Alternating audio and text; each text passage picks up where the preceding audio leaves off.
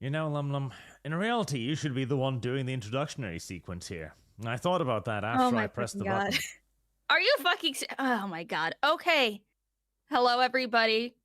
And welcome to the newest bit of me tormenting Arch for various things that I want him to watch.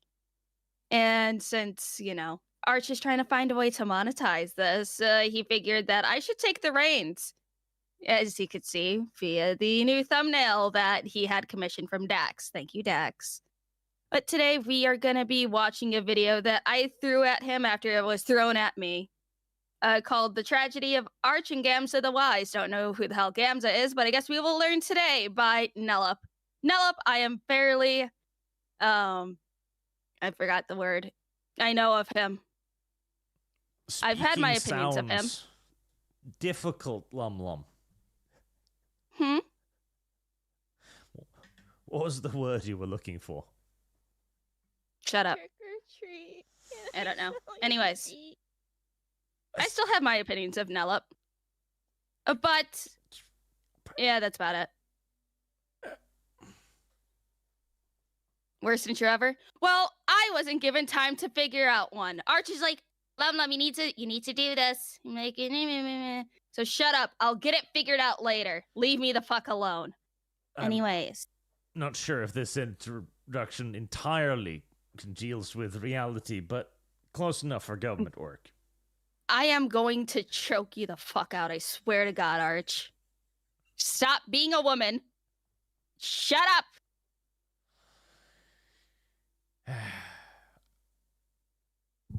Arch, well, live stream my birthday. Happy birthday, Nikki.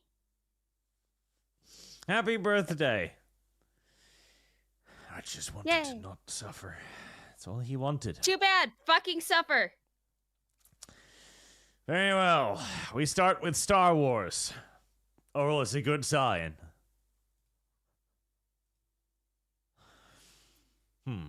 Does Lum Lum know what a Star Wars is? I've seen Star Wars. I stopped watching it after episode 3 came out because everything else was absolutely fucking trash. Well, besides the animated Clone Wars, that was pretty neat. It's like it wasn't the best. The 3D one.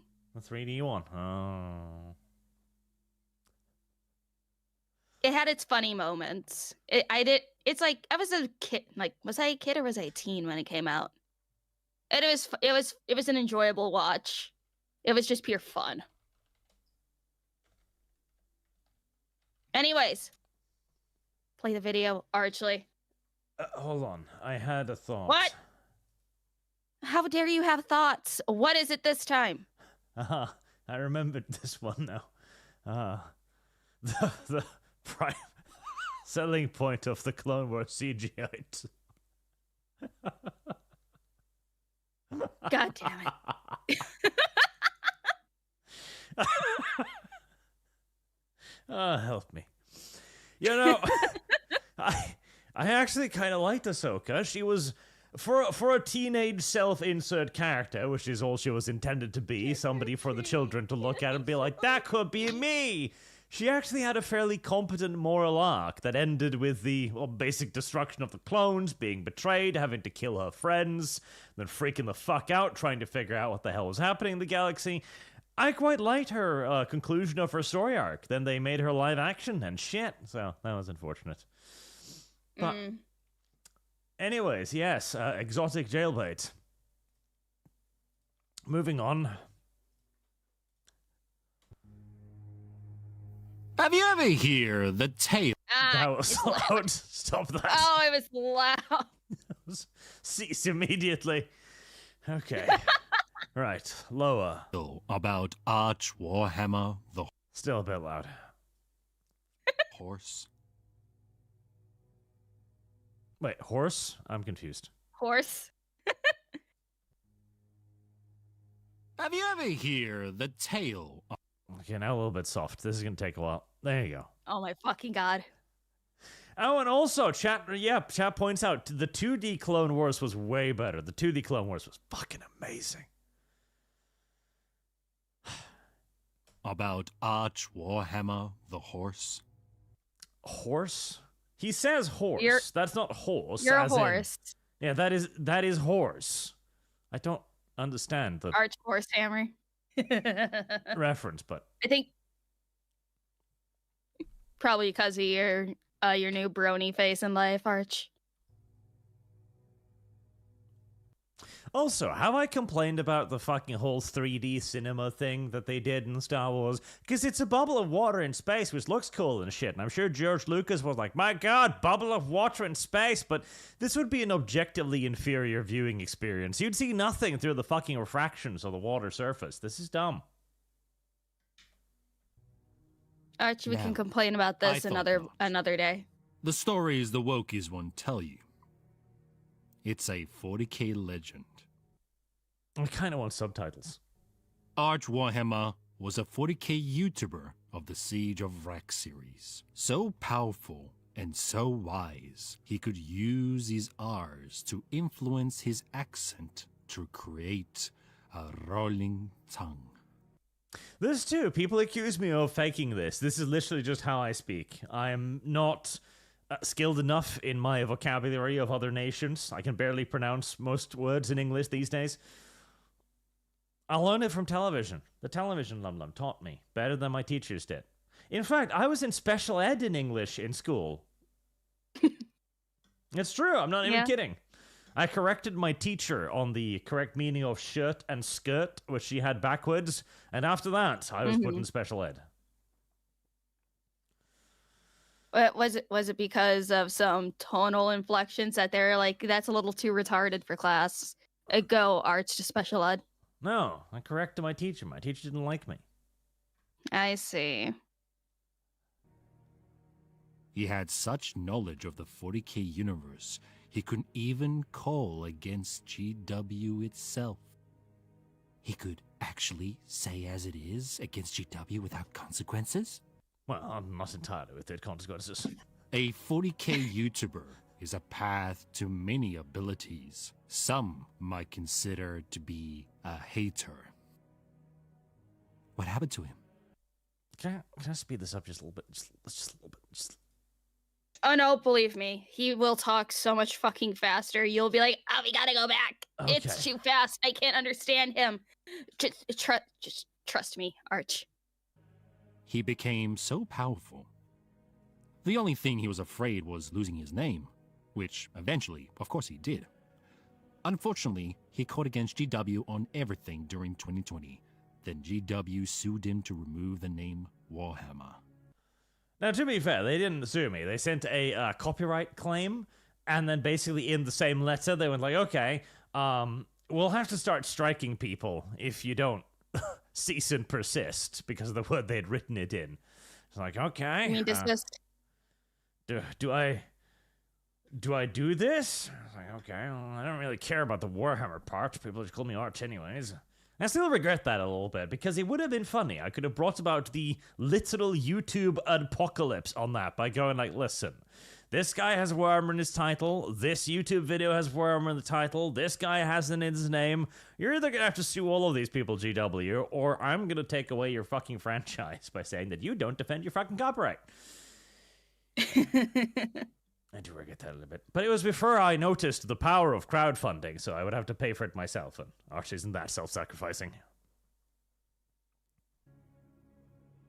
Ironic. He was the one of the YouTubers to call out GW's mess, but not himself.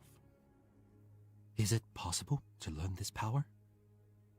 No.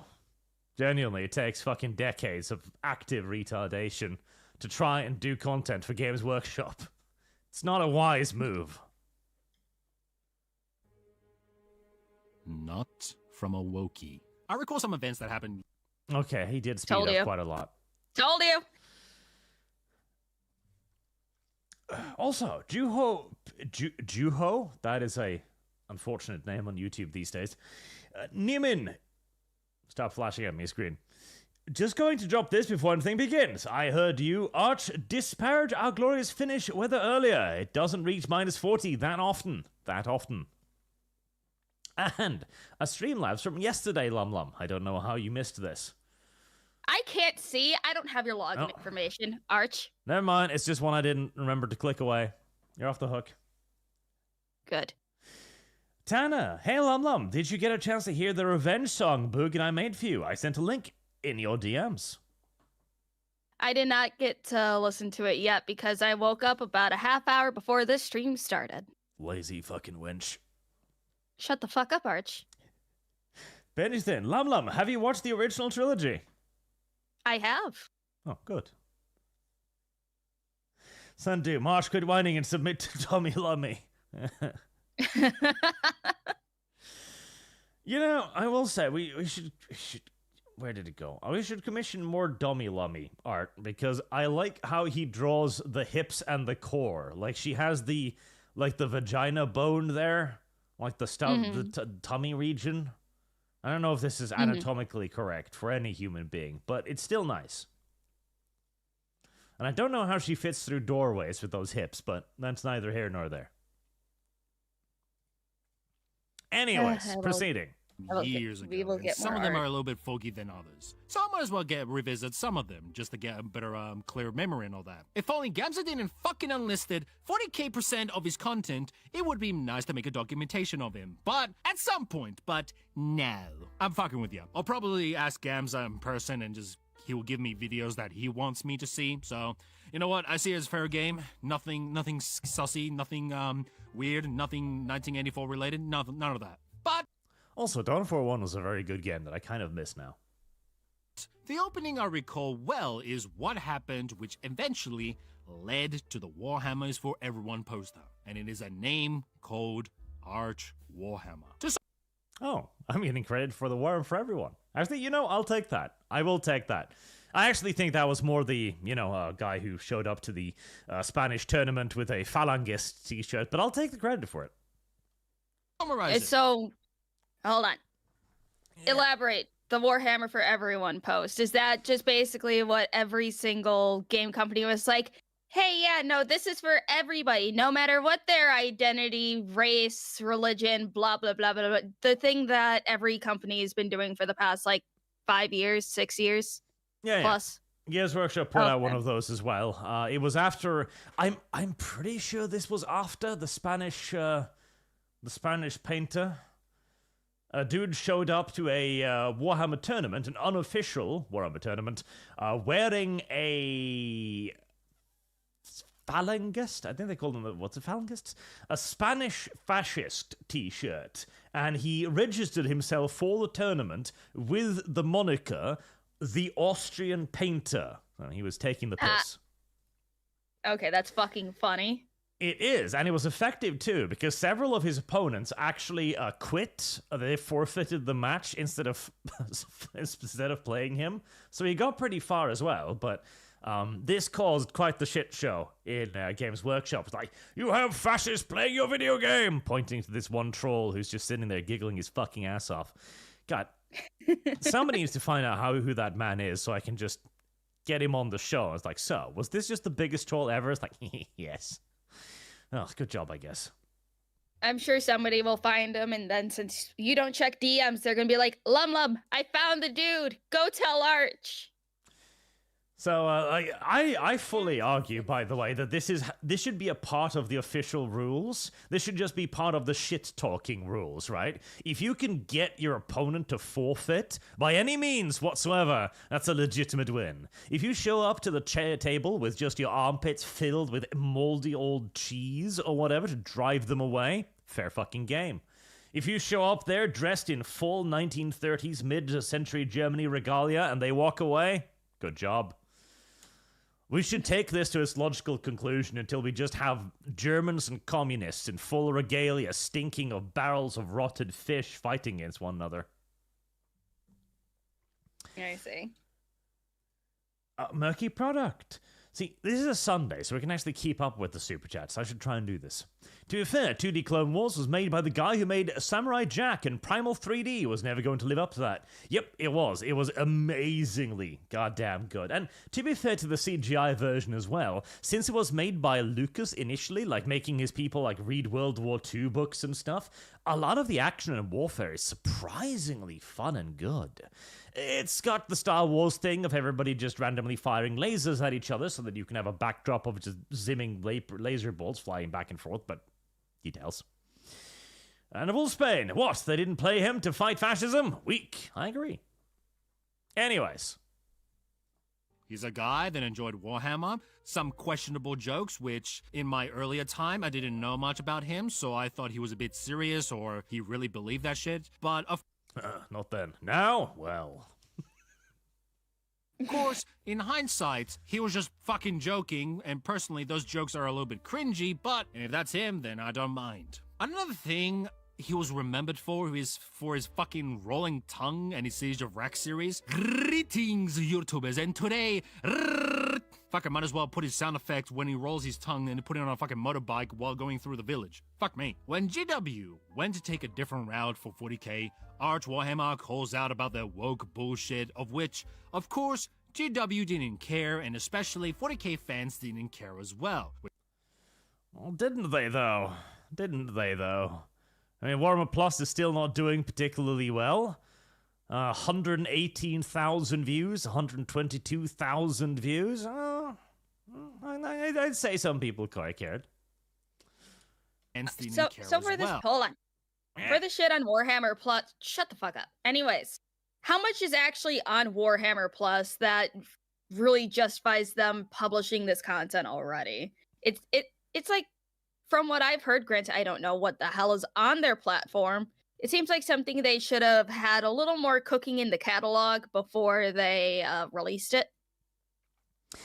Well, they released it in a state where they had basically taken out all of their competition. So they'd gotten rid of the fan animators. This was basically the only thing that existed.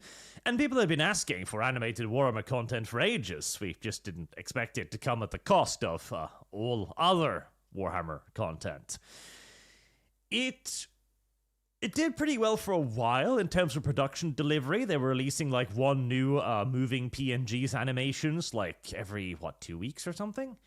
And they were promising to do the bigger animations way more often from all of the animators they'd shanghaied, but it turns out that it actually takes months and months, if not years, to produce a high-quality work of animation like Astartes, and so they couldn't fulfill, and so they started slashing their scheduling more and more and more and more, until the current state of Warhammer Plus is a half-assed YouTube channel. I see. Which goes back to the boiling frog syndrome and talking about the people of saying and having the attitude of, I don't care, what's the big deal, I don't have an issue, yada yada. True, but this is also why I've been doing this for 10 years. Like, you can boil the frog, but you can also boil the frog in reverse, as it turns out. Slowly but surely. After the poster Warhammers for Everyone that came out, which led to much more than what I'm gonna present, but one of them is related to it, is that it led to Arch Warhammer to be forced from GW to remove the name Warhammer for copyright issues. For a fucking name, by the way. For a name. This is how deep GW wants to push in during 2020, just to find fucking stupid reasons just to hit on fans. Now, technically, trademark. Trademark is slightly different than copyright.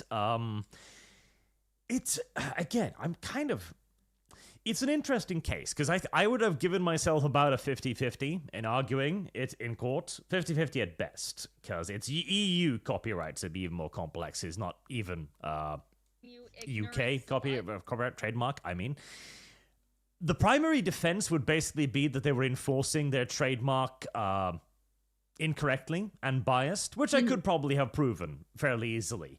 Whether or not that would have gotten through in court, who knows, and it would have cost me literally hundreds of thousands of dollars, but I do still kind of regret not doing that, because it could have been very interesting. It could have been nothing as well. They could have been slapped down immediately by a judge going like, Warhammer, yes, okay, that's obvious trademark infringement. It could have been interesting, and seeing how they continue to then abuse the fuck out of copyright and trademark. Yeah. You know, it's like hindsight is 2020, and I think either way, whether you have won in court or lost in court, you would have won the hearts and adorations of people who are like, oh, he tried for us, blah blah blah blah blah blah blah. Yeah, but that ain't worth $200,000 in legal fees. Lum. Shut the fuck up, Arch. I know. But you said you regret it, but also you really like to keep your money in your pockets. Dreyfus, so many people forget fascism was in Italy with Mussolini first, but so many first think it started in Germany. Same thing happens with communism and Marx. A lot of people think it started in Russia. It did not. It started with a German. All problems in the world can near universally be traced back to the Germans. And Mark Ashamed, Arch, you should stream one of the Dawn of War mods, Unification or Crucible. Teach Lumi Dawn of War. Do we need to start a fund? Teaching Lumi strategy games. You're already trying to drag me. Well, you are gonna drag me into Solemn Infernum and Victoria 2. Yeah, but Solemn Infernum isn't really a strategy game, and Victoria 2, it'll mostly just be like, look, she's drowning. I mean, you want to teach me things, I'm not gonna say no. Oh, I never said I was going to teach you, Victoria. I just said you were going to play. Huh? God damn it. You're gonna teach me just like the brick factory and Anno. It's like, hey Lum, where you put this? Here. Tear down. No. That's wrong. Now, of course, back in the day, some people, which I can see now, which are now SJWs, aka wokies, which they're trying to create this narrative and name label the man like he's a racist, he's a neo-Nazi, yada yada, he's a bigot, he hates women, and all that. Oh, hey, Sig Marxism. God, I miss them. They were a nice little lolcow. They've largely been silent recently, as far as I can tell. Oh well. All those fucking labels and claims that are being called for, and at this point I might as well be fucking General Zhukov from Death of Stalin, and hey, look at these fucking medals, baby. Good movie, by the way. The Death of Stalin. Highly recommend it. Anything else you want to call me, instead of just making an actual argument? No? Alright, keep fucking insulting me then. And the question is, why? Well, it's easier to hate on your enemy, mislead people, than to make a conversation which is genuine, or make a legit argument with evidence provided and such, which of course, that would never happen when it comes to the mentally ill and the people you cannot reason with. The best example I can think of is me looking at recent debates about theism and atheism. Whenever there's arguments and debates against wokies, what's the first thing that happens? It's always screaming, kicking, avoiding the question, and they just don't know what to answer. How the fuck do you not know about a woman? I'm getting confused myself. What is a woman, Lum? A biological female. How do you define Have female, a JJ. Lum? I am a woman, Arch. I am a female, Arch. I have given birth, Arch. Men can give birth to Lum. Shut up, Arch. No, they can't. Actually. Yeah, There's no human seahorses, Arch. Get the footfish taco started into strategy with something simple like a city builder. Get her play some Tropico. No, deep end of the pool. An Ornu for 20. Yay, an Arch masochism stream. So far it hasn't been too bad. It's supposed to be reminiscent about the olden days. What? You don't know about the definition of a woman? Meanwhile, you're trying to flip-flop that your definition is whatever you like? Okay. Well, yes, actually, that is what I'm like. See, one of the greatest strengths of the progressive is the ability to redefine words. If we cannot define what a woman is, we can't, stand on it. Because there was a big bit of pushback in like 2018, 19, 20, where women had created women's-only spaces, like women's-only gyms, to avoid those darn rapey men that they'd imported from the Third World. Anyways, this was after they had abolished male-only spaces, like male-only clubs, for example, in England. And so people looked at that and thought, wait, hold on, this is nonsense. If I can't have a male-only club, why can you have a female-only space? And a lot of these spaces were actually then sued. And they won in court. Like, no, you banned this. You're going to have to let men into your female-only spaces now. And that taught them that, no, we shouldn't do this. We need to make it very difficult to define what a woman is, because then we don't have female-only spaces. We have just safe spaces for a select clientele. Not discriminating based on gender, of course. No. We're just very selective. Okay, you fucking juju-ass beanhead? Alright. Now, a little bit more civil than that is one of the goofiest debates that I've seen. It was Dave Farina versus James Tour. I mean, it was a debate with a moderator, but it was a bit of a blood sport, so it's a lot of booing and cheering. Plus, man, that chalk. Once James picks it up, Dave stood no chance against him. It was game over right there. And the one that I think is much more preferable if you want like a civil debate was William Lane versus Christopher Hitchens debate. It was civil. They passed their arguments to one another. Now, if you want to call Hitchens that he had any good arguments, then that's a different story, but it's entertaining to watch. Why are we talking about God? I'm confused. How did we get here? I don't know. It's like Nellop has good video topics and everything, but he has a habit of going off topic, but then loops around and has it relate to what he's talking about. He kind of casts a wide net when he talks about stuff. Then again, I watch his videos at 1.7 speed, and they take like an hour long, more or less. But I like to watch them. They're pretty entertaining. It makes me stronger the more I understand the debating field. The point is to show that Woki's strategy is to horde attack in Dawn of War against my castled base with no support and good weaponry to go against. It might seem to work at first, but then it starts to wear out the more you clear it. Then never have a legitimate argument other than to attack, insult, and avoid intentionally to address my arguments, which there are not great arguments that I'm making, so they lose by default. Thank you for conceding this debate. Now, as much as I want to interview Arch Warhammer, but unfortunately, he's a bit of afraid of me, right? Because he knows... Excuse me? Oh.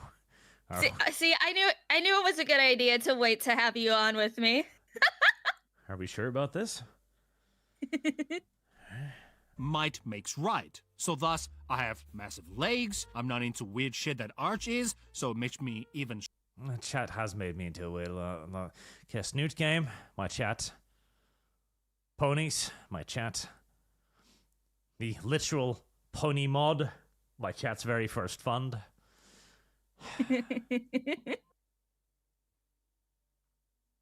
Although, why shouldn't I use it? Isn't weird stuff. That is actually a very important debate that we do need to have. How much of our enemy's tools we need to use to advantage our own position, because, well, we can't really get very far with the ones we currently are using. But, details. Stronger, and also, hold on. Pause it. Yeah. Also, you've been having fun with these, too. Are you not allowed to have fun, even if it's a little cringy? Question mark. Oh, shut the fuck up, Arch. You have fun if it makes you money. Shorter and sweeter videos which have a better punch and people can watch, and still makes me much stronger than him. So I definitely understand why he doesn't want to be interviewed by me, since I have all the build-up stats and that I'm stronger than him, and he might as well get evaporated if he ever disagreed with me. But thankfully, I have the honor to interview Gumaz, aka Gamza, aka... I want to point out this person has never spoken to me. He sent me an email saying, like, hey, I want to go on the ArchCast. I'm like, who the fuck are you? Hold on, is that the email after he made that video about me? I think so. It just drops into my email, and I have no idea who this person is. Like, hello, I want to go on the ArchCast. I'm like, It's like I even said in my Lumi cast that I wanted to talk to you about inviting him to the ArchCast. But like with this attitude, I don't know anymore. Not convinced. aka Komasa Gamza, aka never had that shit mohawk broom hair haircut ever again. I just imagine his wife, when she has no broom to sweep, it's just either Gamza just walks upside down like a typical Australian and stops sweeping on the floor with his head, or Gamza's wife is such a strong, independent woman, she picks him up upside down and starts sweeping on the floor. Anyways, the point... This person was accusing me of having cringe humor a while ago. I just want to reiterate. I think he's a Zoomer. Oh, God. is, I interviewed the man and had about a 4-hour-long talk, which I became a corpse after that, but I actually personally enjoy, and hopefully I get to do more of these with other people, or with Gamza again with other topics. I've spoken to Gamza precisely once, years ago. Very lovely gentleman, very religious person, which kind of shocked the shit out of me. He was a very nice dude. I have nothing but good things to say about Gamza so far. Like Sargon religious? Or Sargon Melanie isn't Mac religious. religious? Oh, I thought he was. No. Sargon is political. There's a difference. Oh. Okay. March Shamed, if Nellop is on, include Asmagan with him. I like Asmagan better than this guy so far. Did you see Asmagan's April Fool's video? I did not, but then again, I watch very little YouTube that doesn't include women whispering at me these days. You know what? Fair. It's the only background noise I can handle. Especially as I'm now also going through the Devil May Cry anime and not enjoying myself particularly much. I still need to watch that with Moose Man because I told him it was very bad. He says, "Oh, I like Devil May Cry," so we're gonna suffer together, and then I will have various opinions. But did you see the Devil May Cry version of Glugling and Glugwife? Not yet. I haven't gotten there yet. I think that's on like episode 5 or 6, I believe. But yeah, as soon as I seen that, I'm like, oh man, yeah, we're seeing a pattern here, aren't we? Yep. Well, I mentioned that the Terrence Crusade developers identify with evil, and so God does what God usually does whenever Arch makes a point. He moves to prove it. And the DMC anime is just another data point. Mm. Here's the interview. I may or may not. Incidentally, this is how I know there is a God, because he seems to side with me an awful lot. Not shorten some gaps in between, so it seems me and Gamza are very quick and just speak very well and just answer questions immediately. Anyways, here's the interview. Because you did mention a lot when it came to the the incident of Major Kill. You can How dare you? sorry, I was gonna say like you can explain a little bit of the situation because I don't have your I haven't watched your original video when it happened, so you can give a little bit of a summary if you like, or the whole context between what happened with the Major Kill incident. Yeah, that was like the year 2020 or something. It was like 5 years ago or something. It was a while back. But this was me just making a bunch of, because I've always made the same type of videos over and over again where you're just kind of shit talking, trolling, and having a good time. But I think when people are, I would just say, a bit insecure with where they stand, they take a lot of offense to certain things. And even I don't even quite remember. It had to do something where I was talking about like females. You know, why would you put them in the military or something along those lines? And then I heartily disagree. Oh, the military should be 100% women.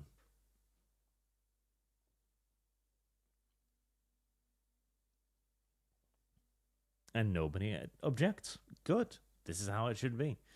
The army should be 100% female, because that's just fair at this point. Send Lum Lum to the front line. Today.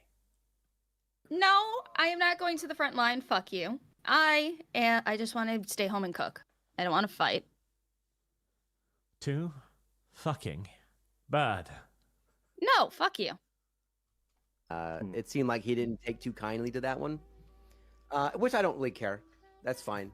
And then it came to him creating like a response video, and then of course you just get flooded with people. Somebody made a response video, so I'm like, all right, I'll take a peek at it. And I really didn't know who Major Kill was at the time, and so I was like, all right, I'll take a peek at it. And then it was like this long video, and I was like, okay, I'll address it semi-seriously, like, because it's like this person's not making any real arguments. There's a lot of straw man fallacies in here. It's just a lot of like juvenile stuff. So I made a response, and I'm like, yeah, this is just like straw man up and down. No one's making these arguments. I think he was trying to say stuff like, basically, like one of the straw man arguments was essentially along the lines of, grimdark has to be where, you know, every single time some dude takes a step, like he's got like a baby teleporter that's teleporting. You know, it's just basically like saying, oh, it's turning into grim derp, and that's what you want. And I'm like, hey, like, none of this makes any sense. And so after that, I was like, I'm not going to even like respond or listen to this, because I was like, this is just stupid after that. And then apparently he already had another video in the works I don't want to give too much away, but I had it was about 2 people that were sending me messages, and they were giving me his private DMs that they had with him. And it was just going over everything that was, I don't want to go too far into it, but it was just giving me everything that was going on and everything that was going to happen and all the plans and all the stuff and all the drama. And I'm like, just don't even message me this shit. Like, I don't care. This is like high school 2.0, not interested in drama. Like, you guys don't seem to be over it. I'm quite over it. I just don't care. Stuff. I don't even know what this is about. Ow. Ow. I know something about Major Kill. Ow. I tweaked my ass sitting incorrectly. You're getting old, Arch. No, I was sitting like sideways on my chair, and then I moved, and my body was like, yeah, I'm going to punish you for that now. Alex Adamson, Nellop is basically a mini Gamza. This tells me fairly little, but... Father Jack the Enlightened, how much to draft the Lum Lum? She must go on and fight. I'll send Lum Lum to the front line for $50. Hey! It's pretty cheap. Marked ashamed, Lumi for the 69th Regiment of Foot. Oh, she'd like that. No. The endless marches, the cleaning of the feet afterwards. I'm gonna harm you. A long night in the barracks room, surrounded by the feet of countless sweaty men, or women in this scenario. And Trifie, Lumi, you thought Saga was religious? Jesus, there's 10 years of law there. Back in the day of Gamergate and the amazing atheist and the armored skeptic and their destruction by Atheism Plus. Ah, yes. Lum Lum does have a rabbit hole there if she decides to delve into it. Before the wokest nonsense moved into YouTube, the premier debate of Gamergate, and many people like Sargon, was actually against, well, religious people. Sargon used to be on the side of atheism before we started realizing, then, hold on, this has nothing to do with debunking religious nonsense. This is about telling us that women aren't real and that they are social constructs. What the fuck? Sean King, I think Major Gill had a plateau years ago. I have no idea. I pay attention to very few YouTubers these days. The Bishop of the Railway, Nellop is a bit of a nerd. At twat and slandered the Cerritos.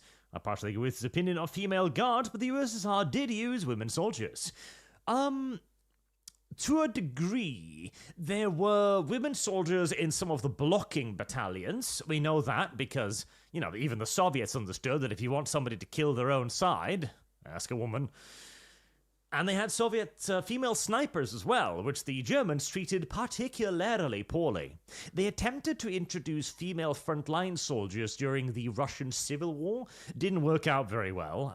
Later moved them primarily to logistic tasks and nursing stuff, but there were some. This is why, again, we need to introduce 100% women to the front line. No men, so as to keep it fair. No. Then a little bit later on, it turned into the Sig Marxist kids that didn't like me as well because of the things that I was saying.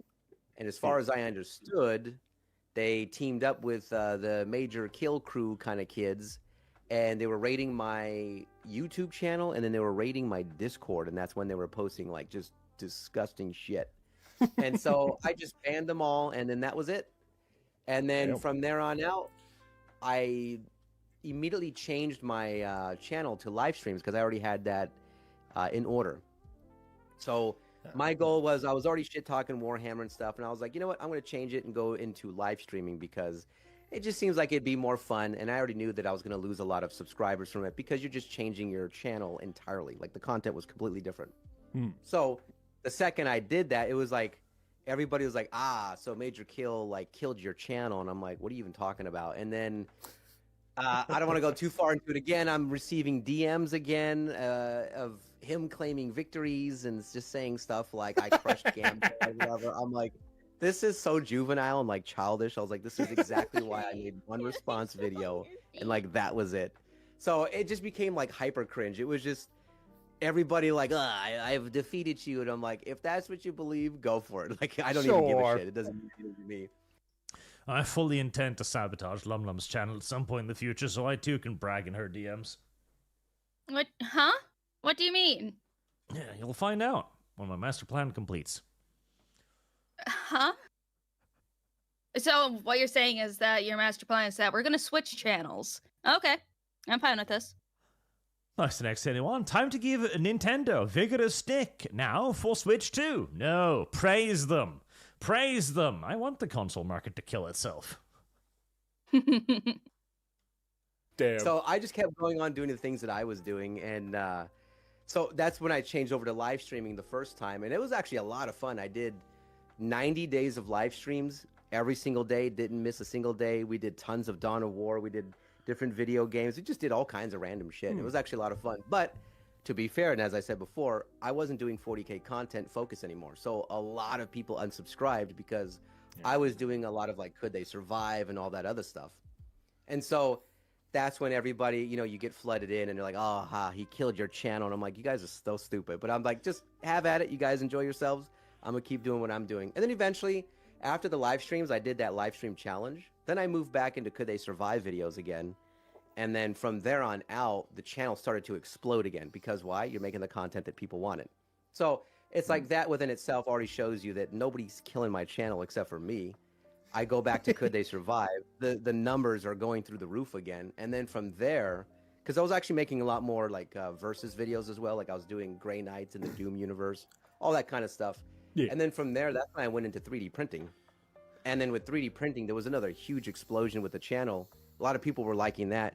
And then eventually I just went right back into live streams again. So it's just like, I always change my stuff because I'm looking at it going, am I enjoying it? It's like playing a video game and it feels like you defeat it.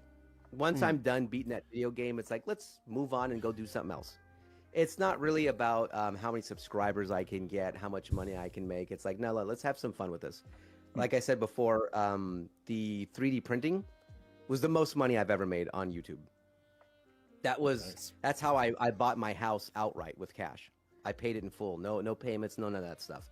But after that, I was like, you know what? I'm kind of done with the 3D printing. I'm going to go back to live streams. And I already know that it's detrimental because there's no way you're going to be pulling in that amount of money again. But that's why I say that I'm not materialistically driven. I'm not looking at this like, oh man, like I need to start making a bunch of money and have a bunch. Is the rest of this just a Gamsa interview? I was about to ask, what does this have to do with me? Again, I don't know. I didn't watch the fucking video. Okay, chat that has obviously watched the video more than I did. Why is Archie? How much more of this is actually Arch, or is he just used as a clickbait name because everyone will click anything related to Arch? Is like, oh, this is the truth about Arch Warhammer. Oh, the truth about Arch. What did I do to deserve Was it this? just clickbait? Insane linguists, the Nintendo drones are hilariously blaming tariffs, and only tariffs for the announced overinflated prices. Listen, I have nothing but good things to say about Nintendo. I want the console market to fucking kill itself so we can all get back to computers again. Yeah, I'm gonna fucking skip through the video real quick on my side and let me fucking see this shit. Rough. Bunch of subscribers so I can dab on people and like, you know, as long as my subscriber number is bigger than yours, it just means that I'm just simply better than you. It just gets so goofy. So I go back to live streams, and that's where I'm at now, and I've actually been having a blast with it. I'm just curious as well because there's your timeline. Yeah. The Gamza timeline in one setting. That's fair enough. I'm also heresies. Another thing that I'm curious is also that like as you said, you're not materialistic driven. Jesus fucking Christ. Yeah, Arch. What? The rest of this is just the Gamza interview. Really? He just used you for the first 10 minutes. What the fuck is the point? Lum Lum, why must you make me suffer? What? Why must I be in pain because...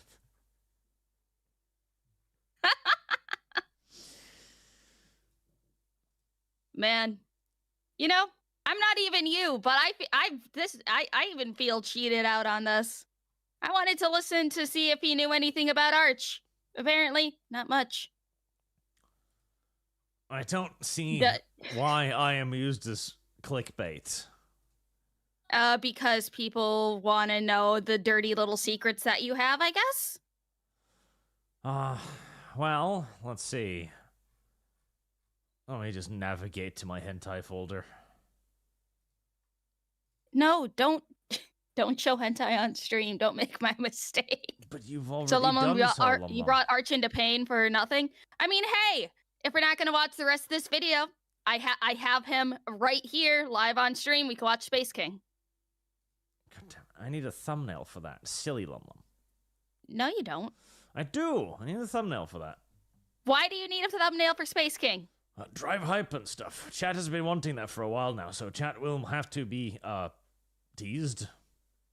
Teased? Really? Yeah. That's how it works.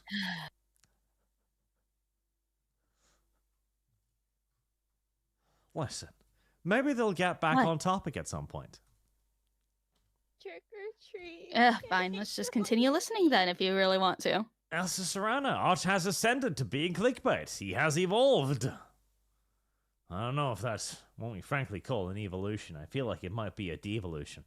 You know, this is right. We might actually just watch some of the other nonsense that Arch's chat has suggested for me and Sargon to watch. Lum is not Sargon, Okay. but she's about as rotund. Shut the fuck up, Arch. I am not. And also, you can just click on the shit that you really don't want to show Sargon.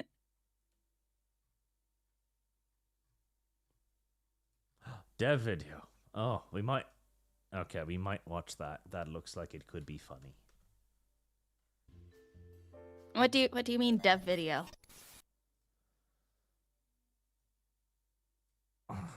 Dev dangerously out of context. And don't I know. am not chubby. That sounds pretty good. Okay, that sounds really fucking funny. Antelope, I recognize him. He's one of my subscribers. I know him. I like him. I love him because he's my friend. Oh, I seen him in the server when I last checked. We shall measure chat's interest. We shall create a goal for it and see if chat wants to watch dangerously out of context. The dev generacy. That is a title. That is definitely a title. Is that? Yeah, that's right. I need to adjust the screen, but that's fine. I saw your feet.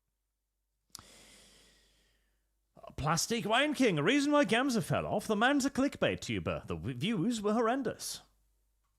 Are you like what?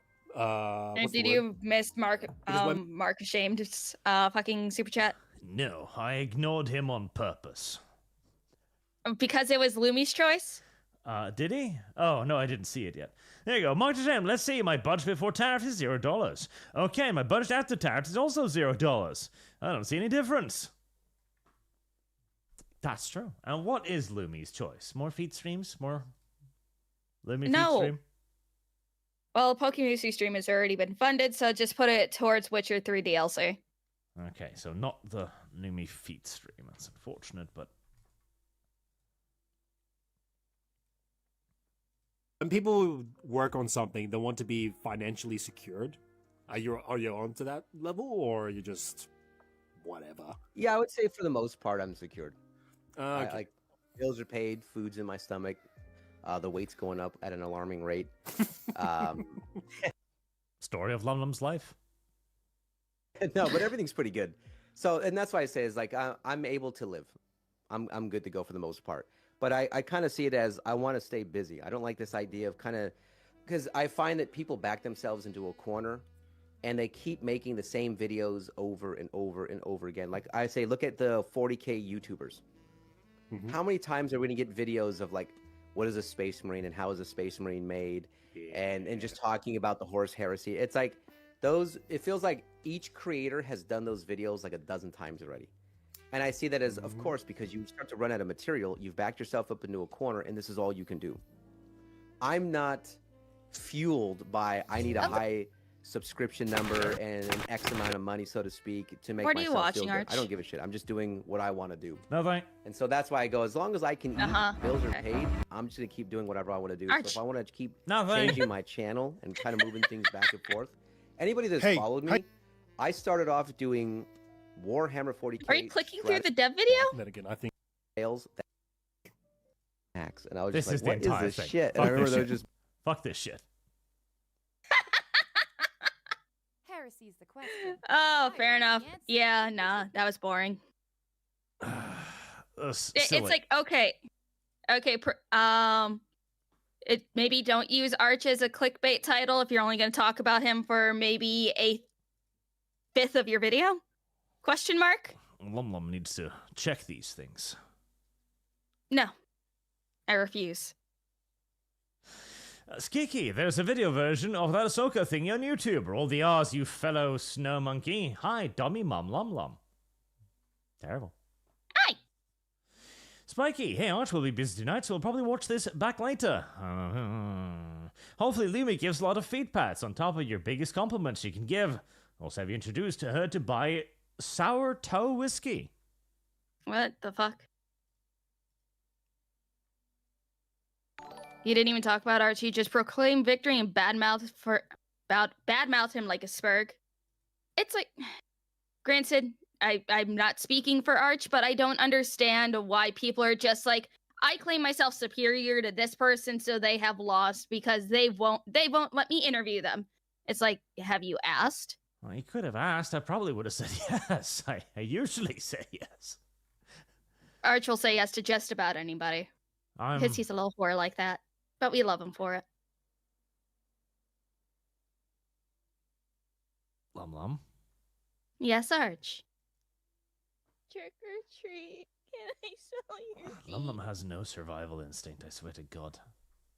No, I have some survival instinct, but I do like to poke at you every once in a while, and it is quite fun. Granted, is at the detriment of me later on, sure, but I will take the victory as I see fit.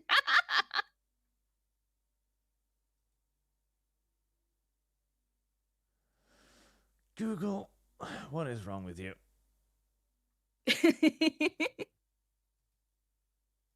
There we go. Mercenaries 1, you skipped me, Arch. Also, dev out of context, please. Chat doesn't seem interested yet. I put up a goal of like the 10 yellows to see if anyone would bite, but chat gets what chat wants. I do this to measure interest. Because I kind of want to see this one, how feminist fetishes destroyed sci-fi and fantasy, because feminists have a lot of fetishists that I don't like. This sounds like something I would agree with. Okay. Benjathan, Lumplum, 3 woman versus Archstream. What does he do? What does he think? Hide. Did I skip message? Time to give Nintendo a vigorous stick? No. Reward them. I want them to do this. Destroy the console market. Thrills Artai, watch Space King instead? No. That needs to be done properly. Over a long period of time. He wants a special video. Yeah, He wants a nice special video. Needs to be done properly and adequately, like a normal person does things. Let's hide that for a second. So that I can actually find the correct video and window and stuff. See, now it's all wrong. God damn it.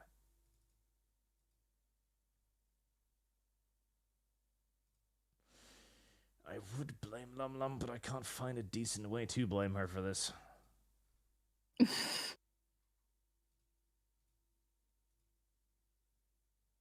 Closer. You'll have a look at my toolbar, but fortunately I've moved all of the hentai off that quite some time ago.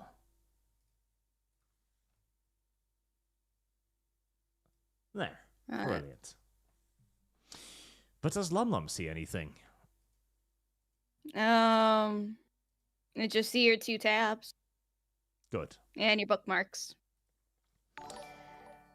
Makamolo, could you see if there's any video on Nellop channel about Arch? Well, we saw one now. And El Serrano, let's hear the new Lum Lum music. I want to see this one. Because the Fourth Age is a good guy. Sargon has said many good things about him, so I am probably happy with him too. How you doing? This is RJ.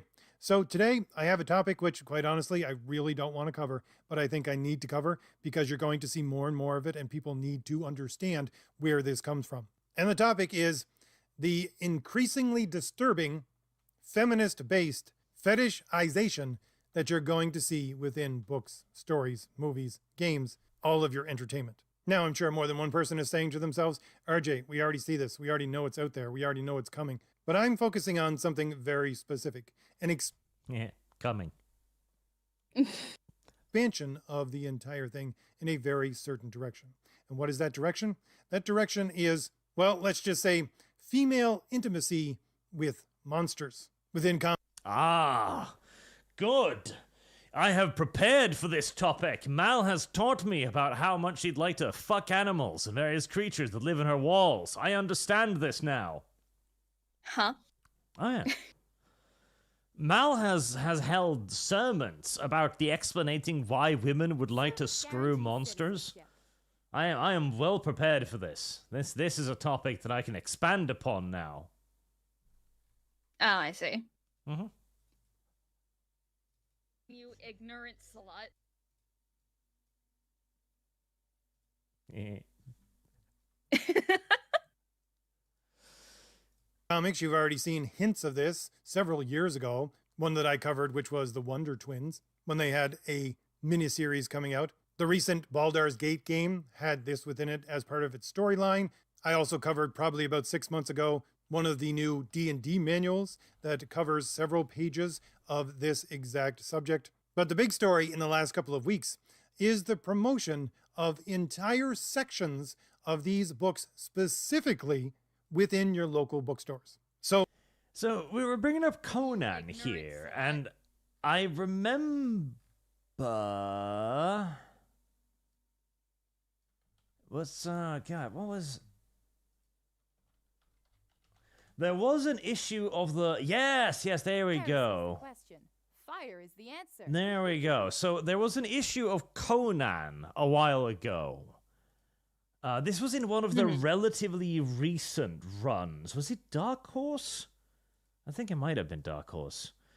Where there was an entire plot line where there's a woman. She is thrown into a pit by an old woman because... Yes, it was Dark Horse. There you go. Because the woman is like, I want to be stronger. How do I become stronger? And the woman is like, go down this hole. And a demon comes out and rapes the woman. And that is unironically how they introduce this character. I see. And the demon comes out and rapes the woman. And then the old woman comes down the hole the next day. And gives her like a healing salve to get over her monster rape. I'm not kidding. This was actually in a fucking comic book.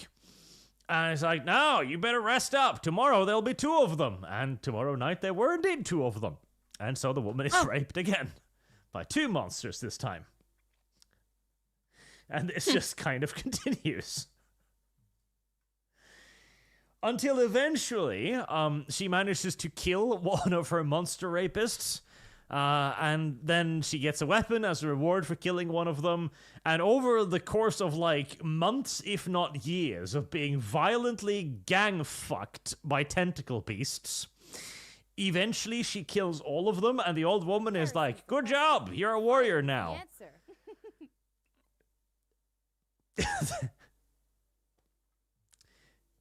This is legitimately in a Conan comic book, okay? I am not making this shit up. This is actually the plot of a character called Janissa. This is actual Conan canon right here, chat. This is not some wild fever dream. This was a thing.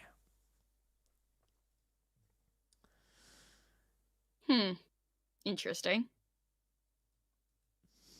LCPL Anime Guy, try this. Critiquing without understanding. Video sense, it's about Lum Lum. He also did one of the Australian VTuber Erendel, a police officer bunny rabbit. Huh? Oh, I've seen that one. It's like... From what I understand, granted, he just says it right out in the video that, everyone should just know to watch these other videos before you watch this video. It's like if you want somebody to watch other videos that's in relation to your current video, it would help to link them in the comments. So it's like, hey, if you're interested in more context, you can watch these videos here, jazz hands. Because that's what literally everybody else does. And also, I don't like that bunny girl VTuber because she's kind of...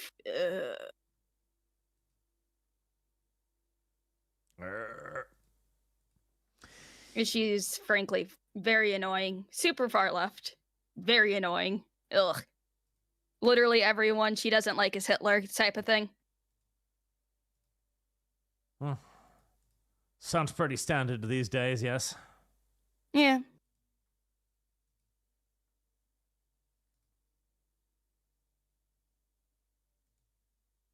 But yes, so that was actually a storyline in an actual Conan comic book, since we're talking about this now, apparently. But if we start counting, Arch and Lumi sitting in a tree, sniping the enemy. I like that one better.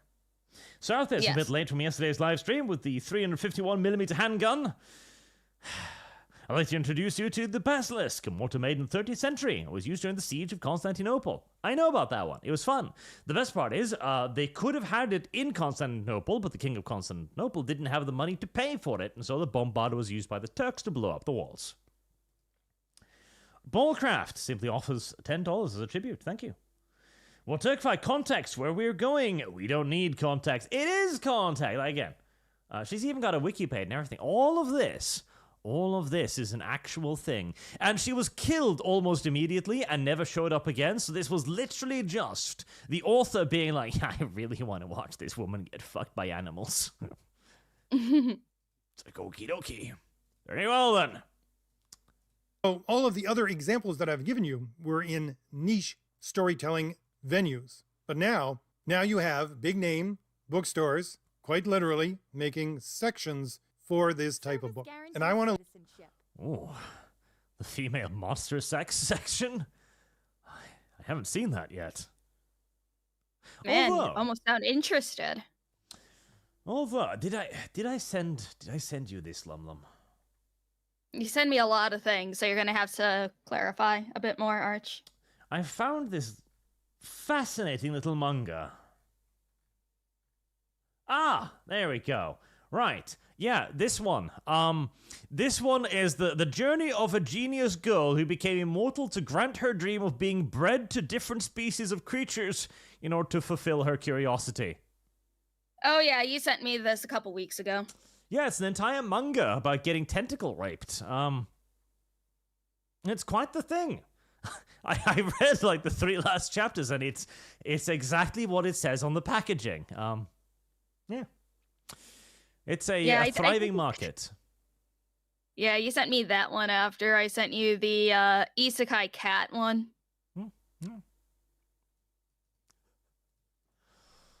Look at where this comes from, its proximate origin, why you see this expansion of it at this time. Oh, expansion is not a good word to use in this context. And what exactly it means for our entertainment and really for our culture. And to do all that, of course, to prepare you and myself for the increasing onslaught of this type of thing that we're going to see. But before we get there, if you want some actual wholesome entertainment, there are links in the description for my stories, my comics, my graphic novels. They center around the traditional idea of a hero, which is... No, that's fine. I just want monster porn. Fade to blue. You can leave your email at that sign-up page and you will be informed when the project goes live. There is also Crom the Destroyer, which we're still wondering why I'm talking about this. What is the end? Romancing monsters. Excuse me. Is this actual D&D? Yes, it's part of the new 2024 Player's Handbook, I believe. Consent. And then consent. Wait, didn't we already do this? Yes, we did. But consent is such an important part of this topic that talk about it once isn't enough. I fucking hate the modern world. It's like this is either part of the official one or it is a WotC-backed fan one. One of the two. I don't remember. It's important to recognize this is the kind of story that not all players may wish to engage in. I'm adding in a monster romance section into my upcoming RP. just for this, just to force it on Lum Lum. Like, Lum Lum, a snake What, wants to have sex with you. Lum Lum, no. What, for the Nazi vampire RP? Yeah, it's got werewolves. But I don't want consent. That's exactly what I mean. What, are you gonna force the monster to be like, oh, Lum Lum, do you really want to, do you want to do this? I'm like, don't fucking ask. It's like, no, but I need a yes. Any That's what you narrative tell 'em. form, prose fiction, film or video game, cutscene, television, can veer towards romantic interaction between characters. I don't know about that. Comes to the narrative frame, it's the all important first point, checklist of tropes, narratives, elementals, feeding story. Ah, yes. Again, like, okay, this also is a fundamental misunderstanding of the female fetish right here. If a woman is tied to a sex cross by a werewolf approaching her with a giant red phallus, the first thing into her mind isn't like the werewolf leaning, going like, can I have your consent now? Nothing will dry her up quicker, I swear to Jesus. Like the Sahara.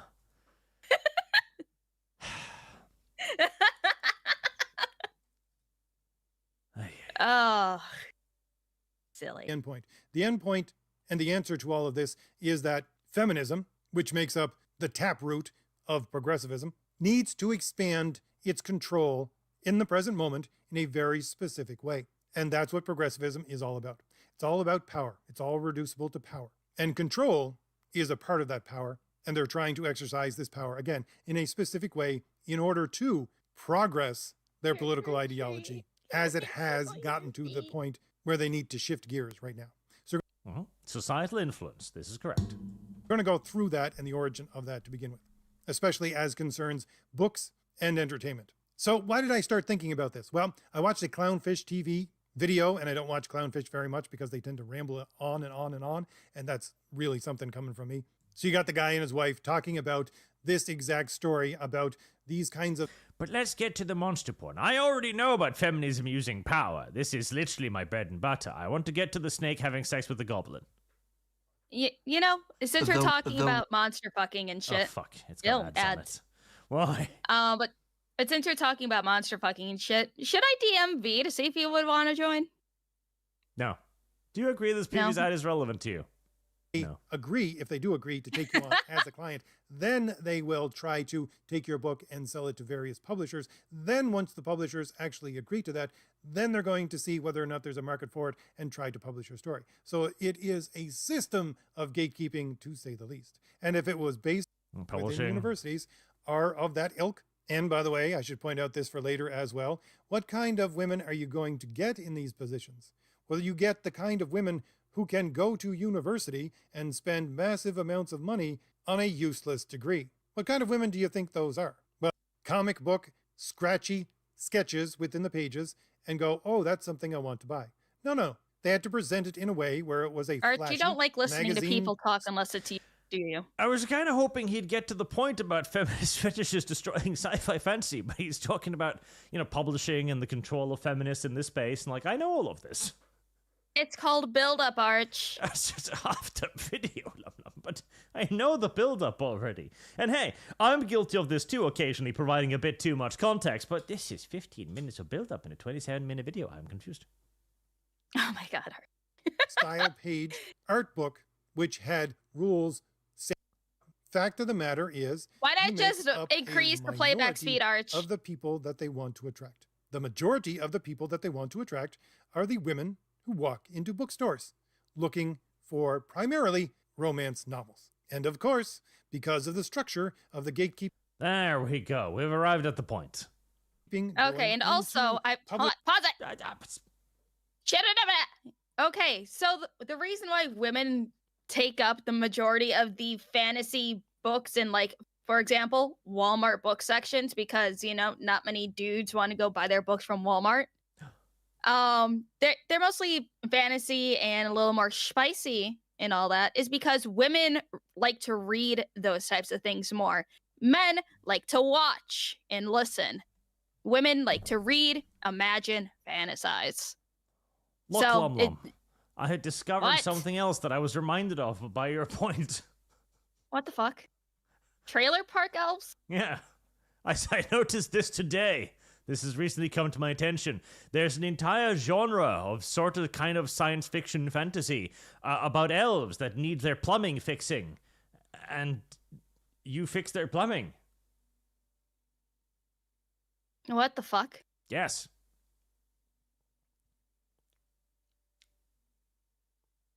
Are you going to read those, Arch?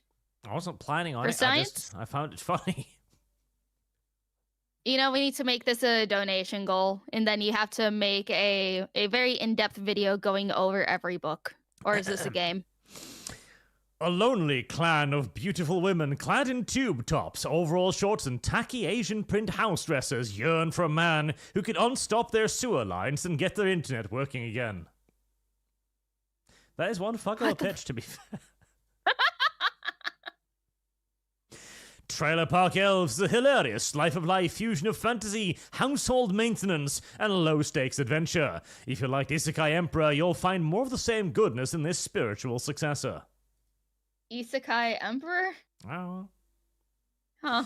Also, I'm like 98% sure that is AI art, because she's only got piercing in one of her ears for some reason, and her eyes are a little bit weird. It might not be AI art. Like, if it is AI art, it's very... No, it's definitely is AI art. Like, looking at the fingertips, it's got those weird little, like, curves on them and stuffs. Yeah. It's very high-quality AI art. On the side there, you can see the lettering. It's good AI art, though, but AI art. Colton Winchester is the master of the trailer park. God, help me. This... So these are the high-quality fantasy novels that men really want. I understand. Well, I don't know about high-quality fantasy novels, but this is the thing. There's a...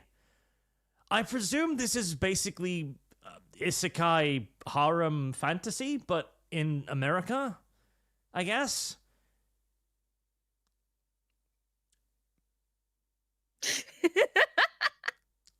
Again, I haven't really done my research on this specifically, the specific topic. I discovered it today. Oh, he's got Goblin Apocalypse. That's a series name. Ah, it's that kind of goblin, though. It's just green skin elves. That's just green chicks. Demon Hunter. Oh, that is an AI at least. Isekai Emperor. Neurodivergence. Yeah, apparently there's books on this. That is definitely AI art. Look at those eyes. Yep. I mean, the rest of these don't look anywhere. Okay, Ranch Elf Girls. That's a little bit interesting, but clearly Trailer Park Elves is by far the most immediately appealing, because that's just a fucking wild concept. Anyways, I think it was Lum who brought me onto this topic for some reason. Oh. What? I did not. I just brought you to the Clickbait YouTube video from earlier. You brought this upon yourself. Sarathes, it was longer than 8 meters, had a diameter of almost 1 meters. The fire rate was 8 shot per day and exploded 6 weeks into the siege. The stone fired were 1 ton. That's the basilisk. Wolfsbane, a lot of women get raped in Conan. Example, Red Sonja. That's true. She gained her superpowers by being raped.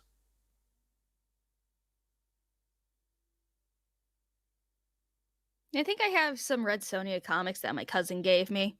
It's like, I feel bad for my cousin now because his wife is just like, oh, these comics and anime stuff is for children. You need to get rid of them or I'll throw them away. And then just one day I see a box in front of my apartment and it's just like, hey, Lum, these are for you. And it's just hundreds of dollars worth of figurines and stuff. I'm like, oh, you poor soul. You need to divorce her. And then I just happily took them. And now they're on display on my bookshelf. You poor soul, but I will take this. Well, otherwise they'd go in the garbage. So they are safe. They are secure. I don't know. Sounds a little bit coincidental that you would benefit the most from this, but... Well, it's because I'm the only one out of my two, like, two other siblings that like anime. So, Jod, watch Stephen the Lesbian by Happy Harry, only 2.5 minutes long. You know, yes, since Lumlum's video was silly, we shall watch Stephen the Lesbian by Happy Harpy, whatever the hell that is. What the fuck is this? I don't know, it's probably gonna get me copyright claim, but fuck it. Stephen the Lesbian. Okay. He's Stephen the lesbian. Service guarantees citizenship. I like the art. Straight up diking.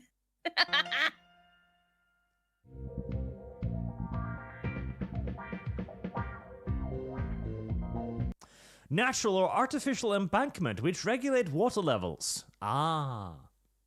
Nice of you to clarify. I entirely thought you meant, you know, lesbian. But...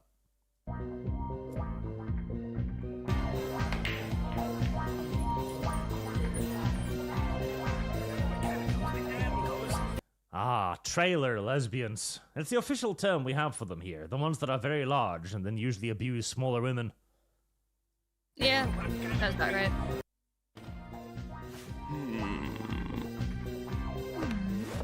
Hey, buddy. Say, why don't you ditch this man over here and get with a real woman? Ooh. Why don't you get the hell out of here? Easy there, guy. Don't get your penis in a vagina. What? Penis? What the fuck? I don't have a penis. You could have. It's the current year. See? He even admits it. How can you be with this man? Okay, I enjoyed the gaslighting so far. The gaslighting is good. I'm not a man. Damn right you're not. And until you grow up and start facing your challenges like one, you never will be. What are you talking about? Face my challenges? How? Why, in the arena, of course! What? Slightly confused, but...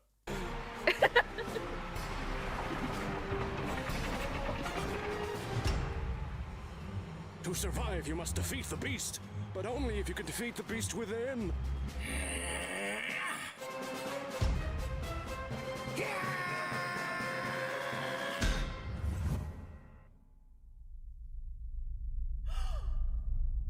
Predictable enough.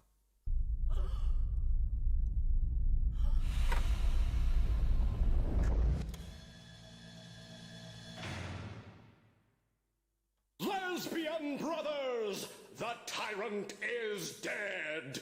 From this day forth, let no lesbian feel discriminated against, black or white, man or woman. That's all good. All hail Stephen, king of the lesbians! All hail Stephen, king of the lesbians. All hail Stephen King! What? Huh? Of the lesbians! What?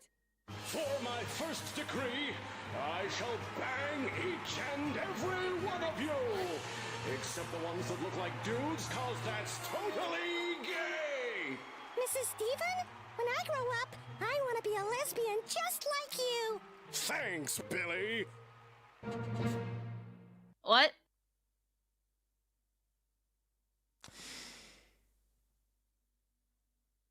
I must admit, I can't keep up with the current generation's humor anymore. I don't understand. You know, I love the animation style. It is very good. Yeah? Am I getting too old? Yep. What the fuck? I am definitely too old for this. Yeah, there's no doubt in my... I am definitely too old for this. Wait, hold on. How old is this video? Scroll down. 13 years. 13 years ago. Damn it. Okay. That's Oh even no, worse. this was around during fucking Newgrounds. This is Newground era. I see now. 13-year-old Arch would probably have found this more amusing, it's true. Yeah, no, that's exactly the problem. I am too old. I am too old for this. This is the skibbity toilet of my era. It's been on YouTube for ages. Well, I haven't seen it. Me neither. About like 12 to 15 years ago, I was just mostly on Newgrounds watching my animations. Yep. I have grown too And also old. that is really high quality animation for Especially for for back that then. time. Yes. Yeah. I'm surprised I didn't know about it, frankly. I mean, it's like how did you see the reemergence of Shubity Bop? No. I will link it to you. It is V brought it back up to my attention. I'm like, oh shit, I haven't seen that in ages. Apparently, the original, like the person who was originally hosting it had like a mental fucking breakdown. And so then someone else archived it.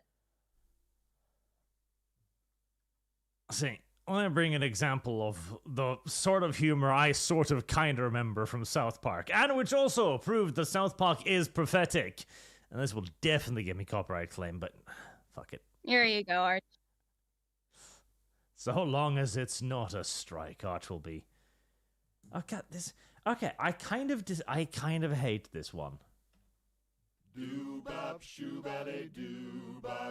kind of hate this one. I can't lie, because it makes no Why? sense. There's Well, no there sense doesn't have here. to be a point. There does have to be a point. And of course, the Zoomers of today sped it up by 2 times, and they're like, it's only like I can only watch this if it's at 2 times speed and super fast.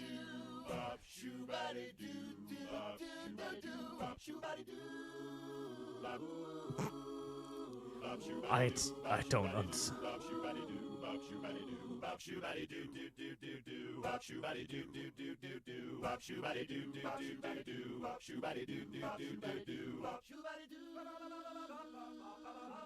I am very glad I no longer understand anything anymore.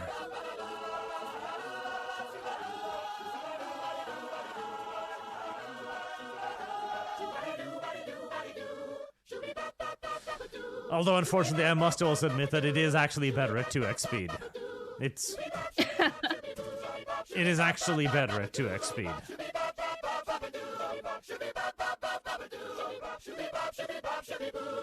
It is actually better at 2x speed. But yeah, V brought this back up. I'm like, man, it's been a fat fucking minute since I've last watched this. Here, let me show you quality entertainment instead, just to get myself copyright Fire claimed. is the answer. Okay. See, because here's the thing. This isn't just random. This is making a point, an important point, that was proved to be fucking correct as well. What has happened to this place? I don't recognize it anymore. It used to be so fun and special. What is life worth living for? The dream is dead, our land is gone. There's a hole in my heart and I can't go on. There are too many minorities at my water park. This was our land, our dream, and they've taken it all away. They just keep coming and coming. Minorities. I tried to go and tell the police, but even the authorities are minorities. See, this is much better. Because he was fucking right. He was fucking right. Cartman was fucking right again. And this is like, I think this aired like 9 or 10 years ago, and he was fucking right. There are too many minorities at my fucking water park. Yeah, it's a lot of Mexicans and a lot of Chinese. Ugh. He was correct. He usually is. South Park has the reason why South Park has lasted for like, I don't even, 20 fucking years or something, is because it usually has a surprising good, touch with people. It's got a surprising close connection to what's going on in the world, and it has been able to foreshadow and predict so many cultural issues. It is genuinely somewhat remarkable. South Park is good stuff. Although it was far more violent when I was a kid, because they would kill Kenny in every episode, and they would go like, "You kill Kenny, how dare you?" That was the joke. Yeah. I did like the chili episode, too. Wolfsbane sounds like interspecies reviewers, but for women, interspecies reviewers was very funny. I still need to watch that. I haven't watched it yet. Hi, Lumi. Hi, Arch. Hi, chat. Hello. Hello. Oh, Wolfsbane, come here and grape me like a real monster, Lumi. She would say that. Exactly. Tonushi, I don't want consent. Good to know, Lum Lum. Arch, clip that for your super chat notifications. Dryfee, I'm getting flashbacks of feminist frequency. Ugh. The Lou 821 donation for Trailer Park Elves. Read it, Arch. It's probably long. I don't even know if it is long. Somebody's going to need to get me a copy first. Trailer Park Elves. I'll start. The DC Titan Arch. Just look up Parallel Paradise and Creature Girls, a hand-on field journal in another world. I have read all of these. I am far ahead of you. Father Jack the Enlightened, why no Dark Elves? You may need more breedable representation. That's true, but that's the thing as well. It's not about being attracted to the thing that's raping you. It's about being raped by a thing that you don't really necessarily like. I mean, there is that Dark Elf anime that just released, I think, yesterday or today, where it's fucking the isekai hero returns to his world, but the Dark Elf yandere that is obsessed with him follows him back to his world. So, that yeah, one. I'm going to be watching started that. out as a hentai manga. I'm going to be watching it. I am excited because that one looks cute. There is not. Watch Hunter, the parenting. Don't think I want to. Watch Fight. This topic here reminds me of the time YouTube looked it to large number of where insert what novels from where bear billionaires to where planes. Confuse. Mind shame. Talk about Hell's Reach. I can't. That's all 652. I'm shocked that the Zuma fish knows new ground. Me too. I was born in 1996. Goddamn. And also, I watched Hell's Reach in my Discord yesterday. It is so fucking good. I know you most likely already watched it multiple times over, but I enjoyed it. I enjoyed it a lot. I like seeing the animation, evolve over time throughout the individual parts, and very good sound design, very good music, very good voice acting. I enjoyed it. It is pretty good. I've kind of already lost the train on this one, but Publishing to begin with, in order to get onto a mainstream bookstore shelf, you're going to get stories that are bent towards this feminist ideology. So more and more, you're going to get the source material, let's say Marvel Comics, producing these kinds of stories because they want them to be turned into trade paperbacks and graphic novels so that they can be sold on the shelves of your local bookstore. Same thing with your D&D manuals. Now let's look at the other side of this entire thing, why this is an evolving process and why you see the exact kind of subject matter being pushed right now. Well, it all comes down to your feminist ideology and how far it has progressed, or I would think of it more as metastasized, into your culture. And within the span of time between, let's say, 2010 and 2020, it was focusing on women's romance that were women with other women. Why? Because that's what feminism wanted to produce at the time. Before that time, going back into the 90s and even the mid-80s, you're going to see high heel feminism. That is to say, females using their sexual allure in order to control men. That's the kind of stories that you would get. But within... I bet you that the lesbian romances didn't sell, though. I know nothing about this, but I bet you that the les romances just didn't sell. 2010 to 2020, you're going to get female and female romances. Why? Because at that time it was, okay, we're now not just in control of men, but we can discard them. And quite literally, it doesn't matter what title that you're going to pick up of, let's say, Marvel Comics from 2010 to 2020, you're going to see an ever-increasing number of women being attracted to women. And at the same time, you're going to see white males being portrayed as the villains, always, and males of other kinds being feminized in order for your feminism to maintain control over those non-white males. Because remember, it's all about power. Quite honestly, I find it funny. There was a legislator who was just going through this examination of DEI programs within, I don't remember what legislature it was, somewhere in the US. And he was going through study after study to prove the fact that, does DEI actually help minority groups? And the answer was no. He showed that DEI doesn't help minority groups. Who it helps the most is white women. And not only that, but the studies also showed that when asked, white women knew exactly why they were supporting DEI. It was because it was fairly simple. You're going to see the following earmarks. Number one, you're going to see white males either as portrayed as buffoons or as straight up evil. This is to erode and claim their power. Because again, the entire thing is simply a power struggle because everything in their minds is reduced to power. Plus, you have the ever increasing ads. God damn it, Arch. Move to Brave. Okay, so I was kind of hoping he'd bring up the fetishization topic, but I don't think he is, because I've had a bit of a eureka moment here now. The thing isn't even just power anymore. It is, in fact, this is a response to the lack of power.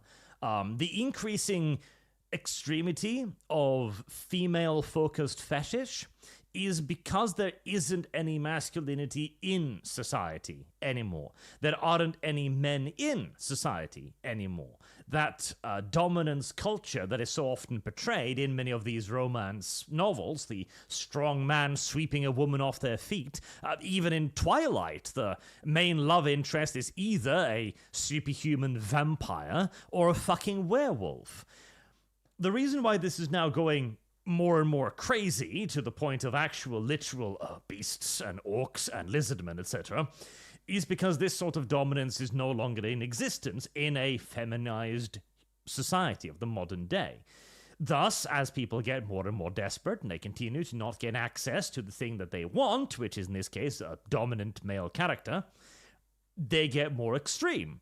Until you reach lizardmen and shit. That is why you've now got romancing monsters. This isn't so much a power play as it is a desperation play of having eradicated the very thing that they now seek, which can be seen in those brilliant Guardian articles from several years ago, where it's like, whistling after women is sexist, and then a year later, I really miss being whistled after.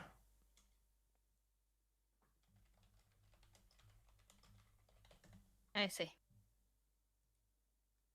Yeah. I don't know.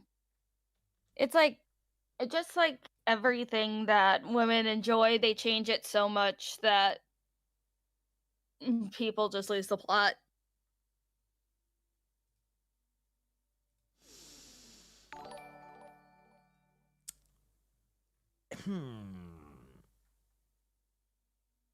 I should think on this more, make something more proper out of it, because I do think there is a point here to be made. Why not just put this aside so you can make a more proper, thought-out video, rather than you skipping around the video and it's like, ads! And then you just repeat the process. Conceivably, but I was hoping it was going to address the same point, but I don't think so. Not really, not truly, which makes me a little bit upset. I have a feeling you're just going to be like, Lum, watch these and timestamp where they actually talk about these specific points. Lum needs to have a look at the things she wants to torture Arch with in the future. Be like, is this actually a good thing? Well, now you know that for a certain, well, at least from the past few videos that I've seen mentioning you, they've just been clickbait, because they're like, oh, Arch Warhammer. Oh yeah, he exists. Now let's just talk about this instead. Actually, this one might be a little interesting. What one, Arch? South Korea is over. I think I know why. Oh, fucking the president. The president just recently got ousted, and the current dude that is in line to be the next president really hates Japan. Yeah, because South Korea is currently experiencing a major crisis of masculinity, even more so in the West, which has led to the rise of actual, female hate movements, which just straight up despise men. And they are going to fall prey to North Korea. North Korea has the exact kind of old-school culture. It is strong, regimented. It is perceived by South Koreans as noble, as pure, and as honest, in comparison to their own corrupt bureaucrats. And with ever more governmental problems, I think the unification is going to happen, and I think it's going to be North Korea that takes over. Yeah, I just don't fucking know, because it's not even just basic female hate groups that hate men. They're cults. They are literally cults. There are multiple cults in South Korea right now, and it is absolutely fucking insane. Like, here, hold on. There's this one person that I follow that gives decent updates for... Oh, here we go. I'll read this really quick about the next president for South Korea. Lee Jae-myung, the next president of South Korea. He opposes military exercises involving Japan, labeling its supporters as engaging in far-right pro-Japanese acts. And don't forget, everybody, far-right means different things in other countries. It's not just like, far-right is American far-right. It depends on what country you're in. Described Japan as South Korea's de facto enemy country, and warned that Japan would invade if its military power grows. We can, but and argues that Japan,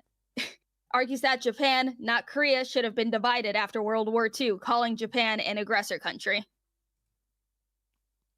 Yeah, but dividing Japan would have been weird. That's what the upcoming president thinks, because as far as I'm aware, there's nobody that's going to be running against him, because I really don't think there's anyone else that wants to be president at the moment. Let's see what the Kurzgesagt has to say then, because that's a big, well-known, respected channel, so I'm interested in his view. Brutal, but South Korea will soon start melting on all fronts. Demographically. Also, their production quality is through the fucking roof. I'm genuinely amazed. Economically, socially, culturally, and militarily. Culturally as well. The cultural point is an enormous one.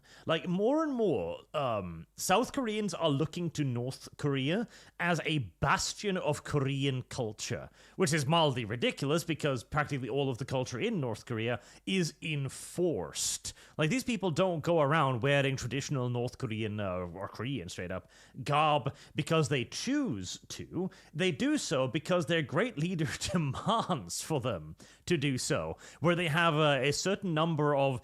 You notice how all of them have, the same hairstyles? That is because in North Korea, you're only actually allowed to choose between a series of predetermined hairstyles. You can't just, dress up however you want. Mm-hmm.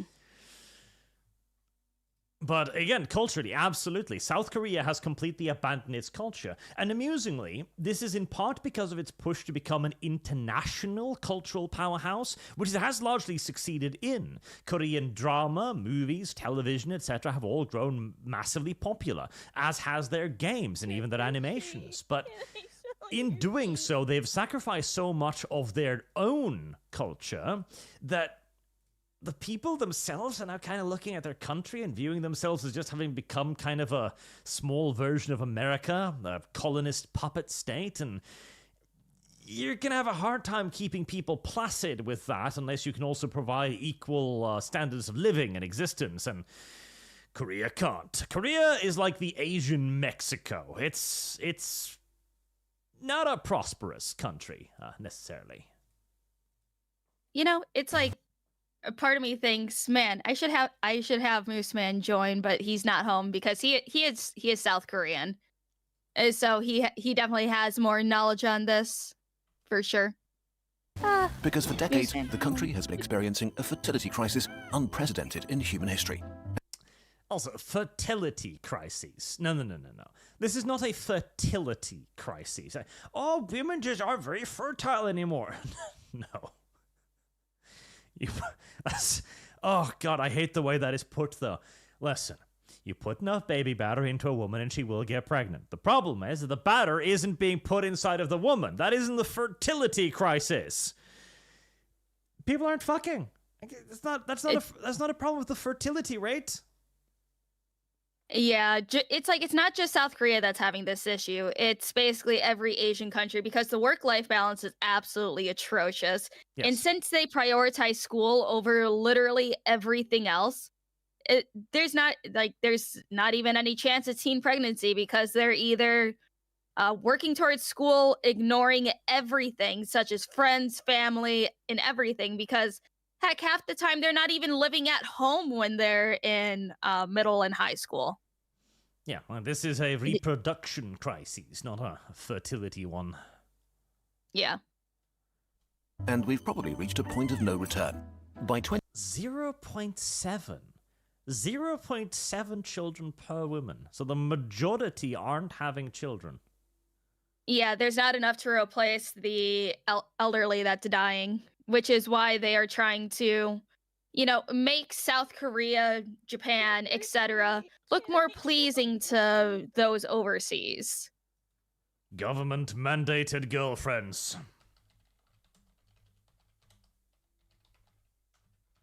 It is the only solution, Lum Lum. We must. 2060, the South Korea we know and love today will no longer exist. What will the collapse look like? And why is it now almost impossible to stop? The real population bomb. To have a stable population, you need a fertility rate of about 2.1 children per woman. In the 1950s, South Koreans used to have 6 children on average. Most of whom probably fucking died, because in the 1950s, Korea was a fucking feudal society. Yeah. Where did tabs go? There, tab. In the 1980s, the rate fell below 2. And in 2023, it was 0.72 kids per woman, the lowest ever recorded in history. Boy, they've speedrun the European problem, huh? In Seoul, fertility is even lower, around 0.55. It's expensive to live in the large cities. It is insanely expensive to live in Seoul, South Korea. Yep, and if you're living there, you're probably living in a fucking closet. On average, about half of the women here won't have any kids, and the other half just one. What do these numbers actually mean in the real world? They mean that we're going to have to start importing South Korean wives. Go on, chat. If fertility stays as it is, then 100 South Koreans will have 36 kids. When they grow, those 36 kids will then need to pay for the retirement of 100 South Koreans. And those 36 kids will in turn have, like, what, 5? No, 1/3. So 13, 14, 15 kids. Grow up, they will have 13 Yeah, exactly. kids, who will then have 5. Yeah, and this, of course, means that you're fucked. Within 4 generations, 100 South Koreans will turn into 5. If we look at today's South Korean population pyramid, we see this is pretty real. There's only one 1-year-old for 4 50-year-olds. After 4 decades below the replacement level, the consequences were still largely invisible. Today, South Korea's population is at an all-time high, as are its workforce and its GDP, which is still growing. But once all of those old people leave the economy, there won't be enough people to replace them. And there certainly won't be enough people to pay for the pensions and the benefits that all of those old people will expect to rely upon in their old age. Yep, this is a problem that we see in the Western world as well, constantly. Keith Lane's the last one I can afford this week. I appreciate no dev content while I'm at work. Thank you, sir. So, Jard, a South Korean president stepped down because there's a cabal of feminists ruling the country from the shadows. I sent a Discord DM with it. That does sound crazy. But demographics hits you like a freight train. You hear it vaguely in the distance, and then it runs you over. South Korea is about to be hit. Let's time travel 35 years into the future to 2060 and see what the country will look like then. Yeah, ain't gonna be no flying cars, I'll tell you that much. When it comes to demographics, the most commonly used projections are those put together by the UN. They envisage 3 scenarios: low fertility, medium, and high. But in the past, all median UN projections for South Korea have consistently been too positive. Between 2022 and 2023 alone, fertility in South Korea dropped by another 8%. So we're going to... See, that's the thing too. This will only be an exacerbating problem because as the economy begins to fail, they can't pay for the benefits, etc. Nobody's going to look at that and go like, oh, I need to have more children in this economy. No. They're only going to say that when you've already hit the crisis point and you're basically thinking like an African. It's like, I'm going to need to have 5 children, 3 of whom will die and the other 2 will have to take care of me. And also I decided to look at like apartment rent for an apartment in let's see, this is in the Yongsan district, and it's about $2,740 for rent per month. That's quite a lot of What- money. 1 bedroom, 1 bathroom, in about 47.5 square meters. Yep, $2,000 a month for that. Not good. To use the latest low fertility scenario, which has been the most accurate in the last few years. Keep in mind that we're still talking about projections, and the future is a faraway land. Okay, let's do it. In 2060, South Korea's population pyramid will look like this. The population will have shrunk by 30%. 16 million South Koreans will have disappeared in just 35 years. And it'll be the oldest country in human history. 1 in 2 South Koreans will be over the age of 65. Less than 1 in 10 will be under 25. Fucking hell, that is... And only 1 in 100 will be small children. Imagine waking up in a country where the streets are strangely quiet with no children playing on them. Entire cities have been abandoned. Half of the population is elderly and living either alone or in overcrowded retirement homes, with a minority of people desperately trying to keep society running. There will be a few major consequences. Economic collapse.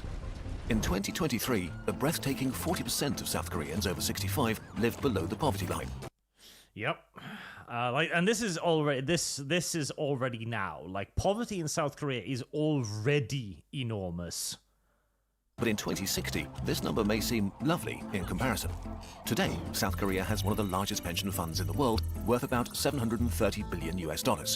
But it's projected to stop growing in the 2040s and be completely depleted by the 2050s. Yeah, this, by the way, also is why pension funds are completely fucking useless. Utterly useless.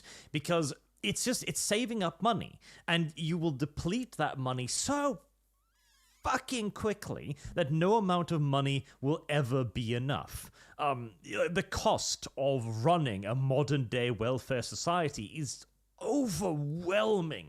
So that when you need to start really burning that cash away, it will just go. So in 2060, pensions will have to be paid by the working population. Estimates vary. I seen in chat somebody asked what's the male to female ratio in South Korea. There's about 105 boys born per 100 girls. And let's see. Currently, compared to the US dollar, $1 US is about 1,500 South Korean won. But for a pension system to work, the minimum a society needs is between 2 to 3 workers per retiree paying for them with their taxes. But even if we assume that all South Koreans over 15 will be working in 2060, the country will have less than 1 worker per senior. Workers will be unable to stem the incredible costs.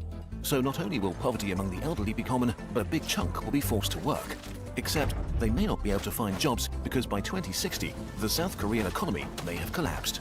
Broadly speaking, the size of an economy is linked to the size of its workforce. To have a big economy, you need a lot of workers to produce a lot of things and a lot more people to buy them. Today, South Korea has about 37 million people of working age, generating a GDP of about 1.7 trillion US dollars. But by 2060, its workforce would have shrunk to less than half, to about 17 million. Of course, technological progress means that productivity will be higher. Well, we assume productivity will be higher. That's not a certain, mind you. And each individual will probably produce more than today. But even if productivity keeps growing at the same rate or more than we've seen in the last decades, South Korea's GDP could peak in the 2040s. In other words, South Korea will enter a permanent economic recession. Without enough people to produce more jobs, and with no more people coming, and with costs only increasing, yeah.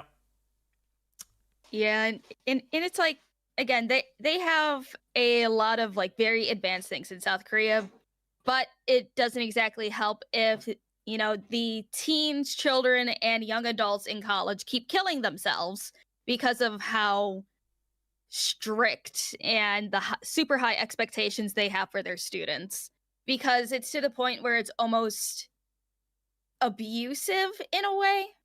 Because, they prioritize education over everything else, which is why they have the population decline.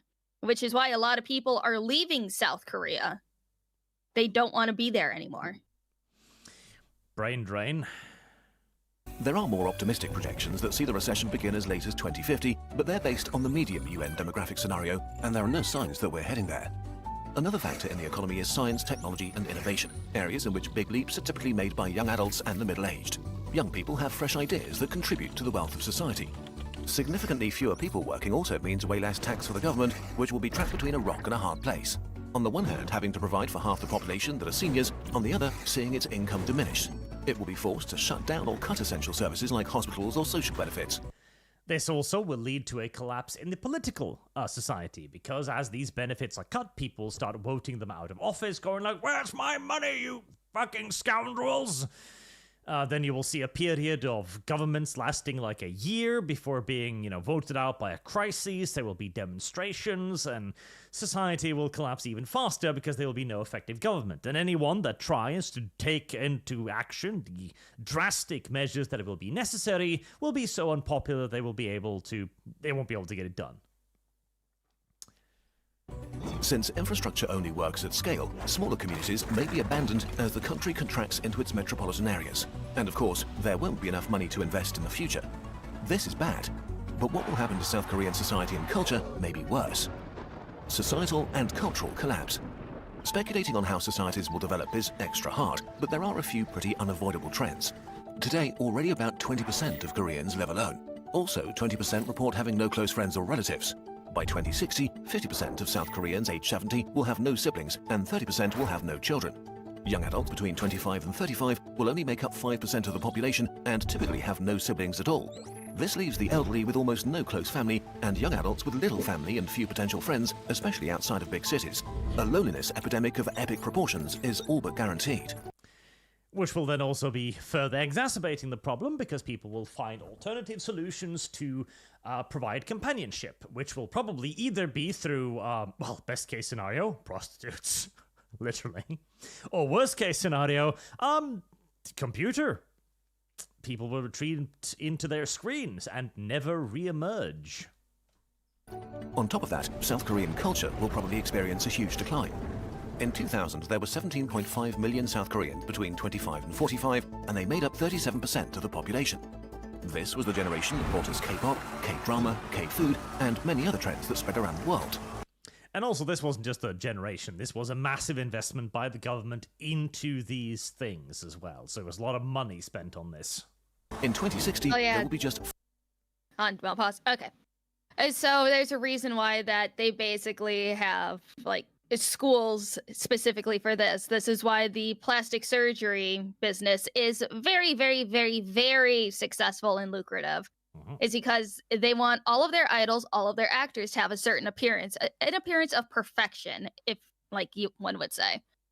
And that, I seen a video on this a few weeks ago, where a woman went to South Korea and she was like, "Oh, all of my idols and all my K-dramas made me I thought South Korean men were supposed to look like this, but they're all ugly." And it's like, no, that's just what a dude looks like. You're looking at dudes that went through major plastic surgery.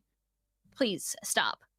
But they are also, giving this expectation to Western countries and other outside citizens that are like, "Oh, South Koreans are literally the image of perfection," when they're not.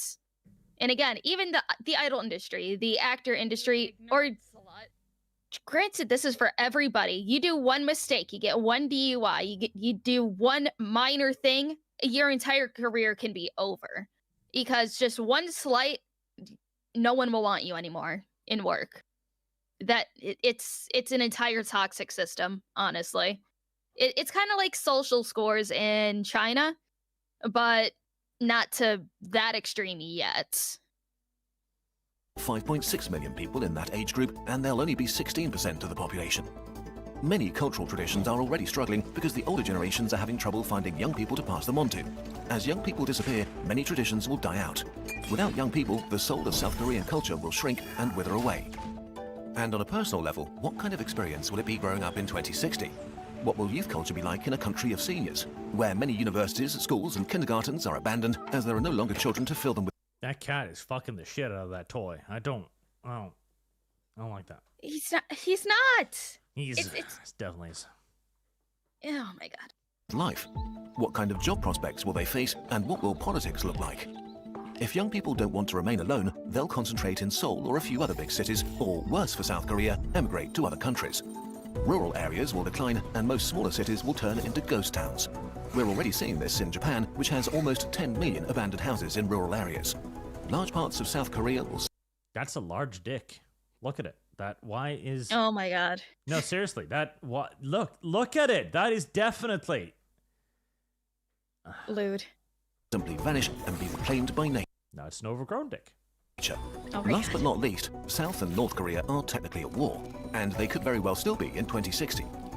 But whilst North Korea's economy is already at the fucking Stone Age level, existing as a feudal society, they won't experience the population collapse. Will South Korea still be able to afford to have its young men do 18 months of mandatory military service? Today, 5% of men of combat age are enrolled in the military. In 2060, it would have to be 15% just to match today's numbers. Okay, wait, this is all a bit much. Is there no way back? Why, there really is no way back. The problem with the demographic freight train is that once it hits, things become irreversible. Let's say fertility in South Korea magically triples to the replacement rate of 2.1 children per woman and stays there. In 2060, it will be an inverted pyramid on top of a barrel. And there would still be only 1.5 people of working age per senior over 65. Even in the best made-up scenario, South Korea has to pass through an unavoidable bottleneck before it will recover. But there is also a kernel of hope here. Yes, the situation is grim, but at least in the long term, recovery is possible if South Korea enacts rapid and societal changes that make its population want to have kids again. Thing is, though, like, the only way you do that and still keep the economy going, which will require people to work more for longer and produce more, is basically to force people to fuck like rabbits. Because again, you can't ease up on the work requirements. You can't ease up on the economic and educational requirements. You can't even, give additional benefits because your economy is already heading towards collapse. You can't place further burdens on the state. The only way to do this is literally to force people to fuck. Like, unironic breeding programs is the only shot. In 2024, births rose for the first time in 9 years, 3% more than in 2023. But for that to continue, South Korea needs to face the music and ask how they got to this point. How could it get that bad? In general, as societies get richer, more educated, and child mortality plummets, people decide to have fewer kids. What makes South Korea special is that it's somehow supercharging all of these trends. South Korea lifted itself out of poverty in record time. Lifted it. I think that's a bit of an exaggeration, but... lifted itself out of crushing poverty and into merely 40% poverty. But in doing so, it developed a unique kind of workaholism and extreme competitiveness. Although the work week is 40 hours and the legal maximum is 52 per week, unpaid overtime is normal for many, and the government even proposed to raise legal work time to 69 hours per week. Despite this, South Korea has relatively low wages and a high cost of living. Real estate in big cities is out of reach for most people. The cost of education is extremely high, since families have to pay for private lessons if they want to send their kids to a high-tier college. All of this while South Korea spends less on family benefits than most other rich countries. Old-fashioned Norway cultural norms make matters even worse. Marriage is all but mandatory if a couple wants to start a family. In 2023, only 4.7% of babies were born to unmarried women. Out of all developed countries, South Korean men do just about the least share of housework and childcare within their families. This leaves women with a disproportionate amount of work if they want to keep their jobs after a pregnancy, while many men are overwhelmed by the societal expectation to be the main breadwinner and have successful careers. Starting a family or not is a... Hold on there, Enwar. Hold on there, Enwar. Hold on there, fucking Enwar. This is not correct. So if the man is still the main breadwinner, but does no housework, then that does not leave the woman with a disproportionate amount of work when the man is the main breadwinner. That just means that they've split up the jobs between the man earning the money and the woman taking care of the children. If she wishes to then return to a career life after the early days of the children, after they're done being babies, basically, no, kurz gesagt. No, bad. Women with a disproportionate amount of work if they want to keep their jobs after a pregnancy. If anything, that leaves women with too little work after their pregnancy. While many men are overwhelmed by the societal expectation to be the main breadwinner and have successful careers. Starting a family or not is a personal decision, and most South Koreans are deciding against it. The bottom line is that South Korea has created a culture that leads to very few kids. Conclusion. Demographic collapse is not an abstract thing in the future, it's happening right now. And it's not just South Korea. In 2023, China had a fertility rate of 1, Italy and Spain 1.2, Germany 1.4, the UK 1.6, and the US 1.6. Which sounds so much better, doesn't it?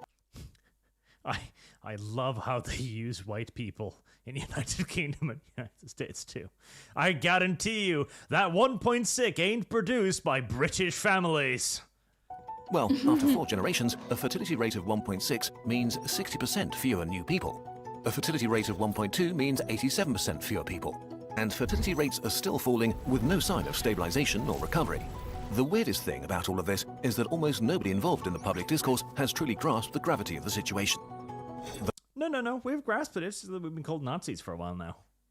Well, it's like people grasp the situation, but yeah, as you said, we're called Nazis, or the people higher up just don't care because they're still seeing money going into their pockets. Yeah. It's like there honestly needs to be a readjustment of the work-life balance in a lot of these countries, but they will not change because at this point it is baked into their very system of government and just how their society is functioning. If they loosen up those like reins any bit, there's just going to be utter chaos. My solution is simple: breeding camps. Implementing it is Korea's job. Well, it's either going to have to be that in some way, or South Korea is going to attempt to force back citizens that moved out of the country. Yeah, but that's not going to be enough. Hey, no joke. The best way to solve this is actually governmental dating. It's coercive, obviously. Not outright breeding camps. That would be incredibly dystopian. But governmental dating apps, basically, where everybody needs to sign up and it gives you like suggestions about people in your neighborhood, like, hey, you're single, this guy is single, stuff like that. Now, preferably, you would want to make this a voluntary thing by simply making it hip and popular, like producing a bunch of K-dramas where the main characters met each other over, what would be a good name for a governmental breeding app in Korea? I don't know. But it's like, okay. Another thing that South Korea has that it's a bit of a problem over there as well is that they do have oh my god. But they do have basically what's it called? Clapping K. What are those called? They're like clubs, but for host clubs. They have host clubs in South Korea as well. Thank you, babe. And those host clubs have already had a whole other deal of controversy. If you've ever heard of Burning Sun, that was like a whole trafficking ring that was going on there. It's wild. It's a whole separate rabbit hole we can go down one day. But they kind of have a business off of women being lonely and single. That's a whole nother line of work themselves. Host clubs, yep. But actually, no, like, governmental dating is your only solution. You need to push people together as much as possible and basically make holidays where, like, every Thursday is Kplap Day. Kplap Day, motherfucker. Yeah, Kplap Day. Where you're expected to go out and Kplap. Heresy's the question. Fire is the was utterly dominated by overpopulation narratives, and people who say that we need more kids seem weird. And if you do the maths, the future just seems to be too insane to be true, like it's hard to believe. None of this has ever happened before. So low birth rates are mostly discussed in the context of worker shortages, not as the existential threat to our societies, cultures, wealth, and our way of life that they are. If we don't take it seriously very soon and change the DNA of our modern societies in a way that encourages young people to start having children again, then the rest of the century will be pretty grim for those of us who will live through it. The demographic freight train stops for nobody. We finally need to realize that it's hurtling down the tracks right at us. Multi-layered issues like demographic change are hard to break through in our current media landscape and easy to miss out on. It's an ad. This is why we rely on... God, fuck them all, Dev. But yeah, it's just South Korea is going to have to do something very quickly. But as the video said, they're going to go through a economic bottleneck in terms of absolute shit, probably for about 10 to 15 years before anything even starts getting better. The institution of Kplap. I've already trademarked it. When's the mass immigration shoe going to drop? I don't. Granted, South Korea is trying to get foreigners to go live over there anyway, but even then, it's still too expensive for even foreigners to afford to live over there, especially with almost $3,000 for a 1-bedroom, 1-bathroom, 47 square meter apartment. But granted, that's also in a very, very, very highly populated and very popular rich district in South Korea. But then also a lot of foreigners don't want to deal with the laws, the crime system, everything like that. Because as we see, we are having our current circus monkey, known as Johnny Somali, going through that court system right now. Oh, I can't wait for the book to be thrown at him. It's going to be gorgeous. Heresy's the question. And Fire chat has is reached the answer. goal for short fat Saku dangerously out of context. We'll wrap up with that, I guess. Alex Anderson, Yandere Dark Elf, name now. Something about returning from the isekai. It's literally called Yandere Dark Elf. Phil Sartax, you don't have to want to. Money compels you. Money compels me to watch Dev. Sujard, nothing fucks up things for women more than giving them what they want for, what they ask for. Schedule 1, Scorn, Vindaloo Curry. Weird thoughts on Brova Alvabusa's new series? None. I haven't seen it. I watch very, very few content creators. I occasionally stop into Lumi's stream to call her overweight. That's about it. Fuck off. But why? Because you're mean. Insane linguist, insane line go up. Good. Mentality is what caused this. Yep. Pension for South Korea, Logan's run might become the future. This first frenzy, the welfare state must come to an end. It must. Wreck the Hull. You mentioned yesterday that STL files making more money from models impossible. If 3D printers become a commonly owned item and you can get legally distinct STL files, how will wargame companies adapt, or will the bubble burst? The bubble will burst unless we can get effective copyright control over STLs. Basically. Or they need to sell models that are simply worth more in the box, like with some sort of additive, like, I don't know, signed or something, who knows? Trophy, a big problem with feminism is the mass hypocrisy. Amongst other things, yes. Stephen Keith, problem solution. Circuses can also send your politicians through loops for decades, as they promise everything and deliver nothing. Just look at the swamp. Literal decades. Yep. When they promise a solution and the solution is not popular, and then they get voted out for it. You know, Arch, I was just thinking about this. I know it's a dangerous thing for me to do, but once in a while I do have good ideas.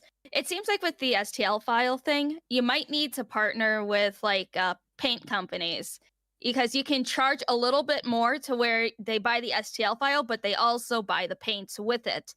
Mark it up a little bit to, you know, give yourself a decent cut, and then they get the file, the paint will be sent over to them, and then it kind of has a, you know, a loop of purchasing, because they'll need more paint if you have decent quality.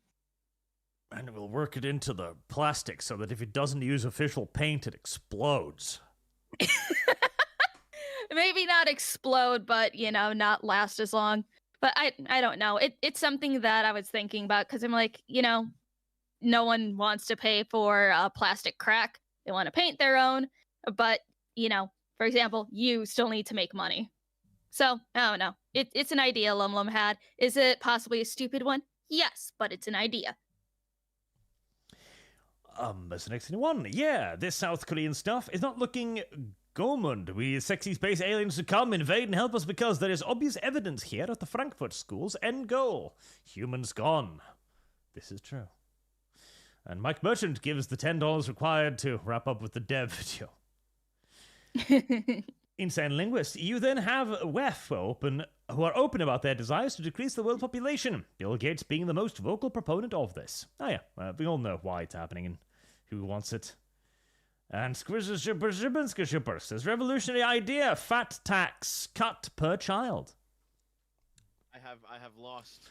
Now then, what has Dev got to say for himself from Antelope?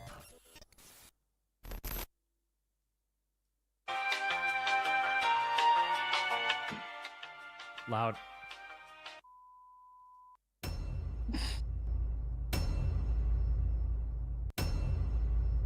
was never a fat black monk, nor was I ever a lolly vampire Nazi. Actually, that's wrong. You were both of those things. I know! I was there! Lying cow! Gay sex was a lot more fun when it was taboo. And Yeah, no, he's gay too. He probably does believe that. This sounds like it's going to be just truth from beginning to end. now that everybody's doing it and accepts it, it's just kind of boring. I feel like I should allow a bunch of belligerent people into my local Starbucks who have no interest in buying anything and no reason to be there except to take a steaming shit on the tables. Like, what the fuck, guys? Do you not use lube? This sounds like they're fucking animals that have barbed dicks. Behold. Service guarantee. What? What the fuck is the context to that? Dev is lecturing us about the need to use lube. Old. A black man. Listen, you guys ever like a girl so much you just take a shit on her chest? What? No, Dev, no. I'm just gonna randomly DM Dev these quotes just until he picks up on what's happening. What the fuck, Dev? With properly planning the breeding of the human race, you can make everyone white without having to exterminate anybody. That's true, and I am all for that. The great bleaching must happen. With proper planning and breeding, we can make it. Yeah. That's the plan. Give any SJW 3 dragons and they will burn cities down to smash the patriarchy. There's also a practical conversation here. There's ways to loosen up before you get into taking cocks in the ass, man. You don't... Lum. Huh? What are the ways to loosen up? In what context? I've been paying attention. Bad Lum. Conversation here. There's ways to loosen up before you get into taking cocks in the ass, man. You don't need... What the fuck, Dev? Those are just called anal training kits. They sell them on Amazon. I see. Of course you would know this. I used to work at an Amazon warehouse, Arch. Do you know how much fucked up shit I had to pack? We're cutting you off there about the I used to work there. Yeah. Oh my fucking god. Arch, no. Need to fly whole first onto the thickest shaft in the room. I think I was made too many racist jokes, you know, but it's about Good. Allowing yourself to age like a normal 64-year-old woman, wrinkles and all, would have been better than morphing yourself into a bobblehead. Okay, hold on. Chat, let me just describe to you here roughly what I see. There's oh Jesus. Well, hold on. If you're gonna describe, okay, just right. wait. If you're gonna describe, I'll give you the uncensored version here. Oh, thank you. Dude, Dad. what the Oh, fuck, thank bro? you. You've got Thanks, dude. Dad. I don't want to see this, bro. Oh, dude. Okay, I'm not. Yeah, Dev doesn't understand the word no. Hey, Fry, want to see a picture? Sure. Based golden mean liberalism. So Listen. I like girls having sex with each other way too much, and also traps. The weird dank. Yeah, I'm on board with that. The fanboys amendment. Hold on a minute. What? You're white. You're fucking white. Is a man not entitled to the poo-poo of his own butt? No. But it's also... Hold on, Naomi. Then who's entitled to the man's shit? This brings me back to the... Have you ever liked a girl so much you shat on her chest? There's some fucking freaky deaky shit going on in fucking Dev's basement. Good God. Funny to watch Sam Smith wrap himself up like a ham and think he's good looking. Ill? Wacka wacko. Okay. Quack. Wacka. Wacko. Quack whack. I will get right up on my fucking high moral horse here. My fucking Trojan horse of moral superiority. How big is its cock, Arch?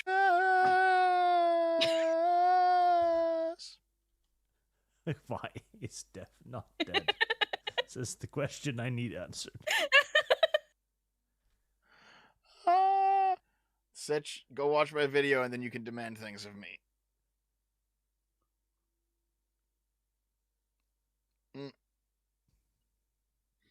Trick or treat. No, what?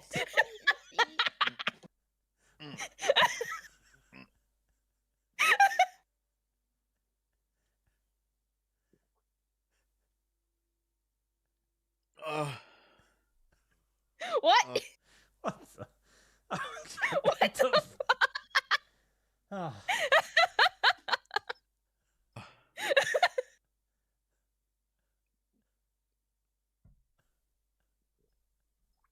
Oh. What the fuck, Dev? Hold on. I'm gonna try to put my Is he leg shitting on stream? up. Oh. Why?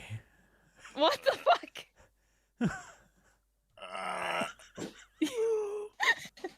Oh. Okay. Did I miss a few super chats? Did I miss some? I should have put the goal a lot higher than 10 super chats for this, it turns out. Well, Hold on.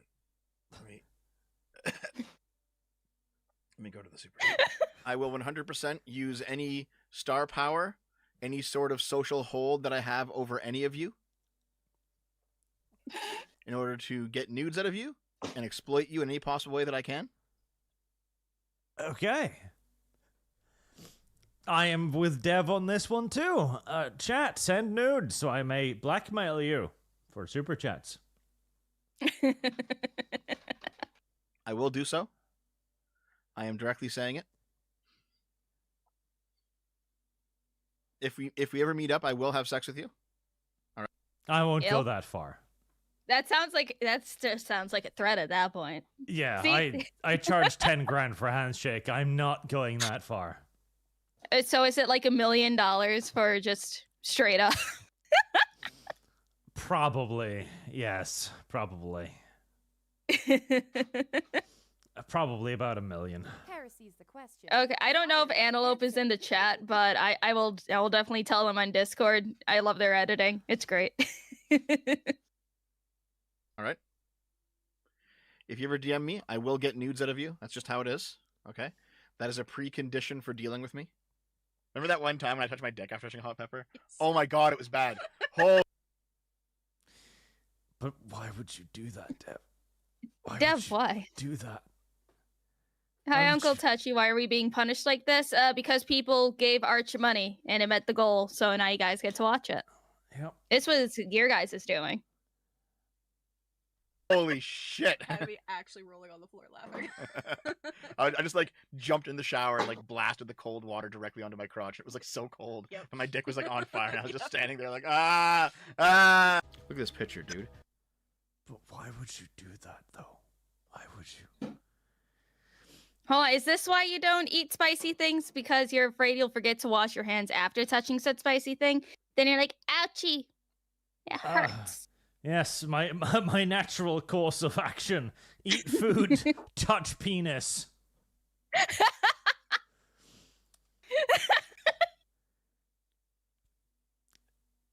It's just how it goes.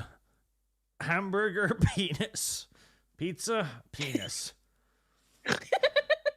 Bread for breakfast, penis.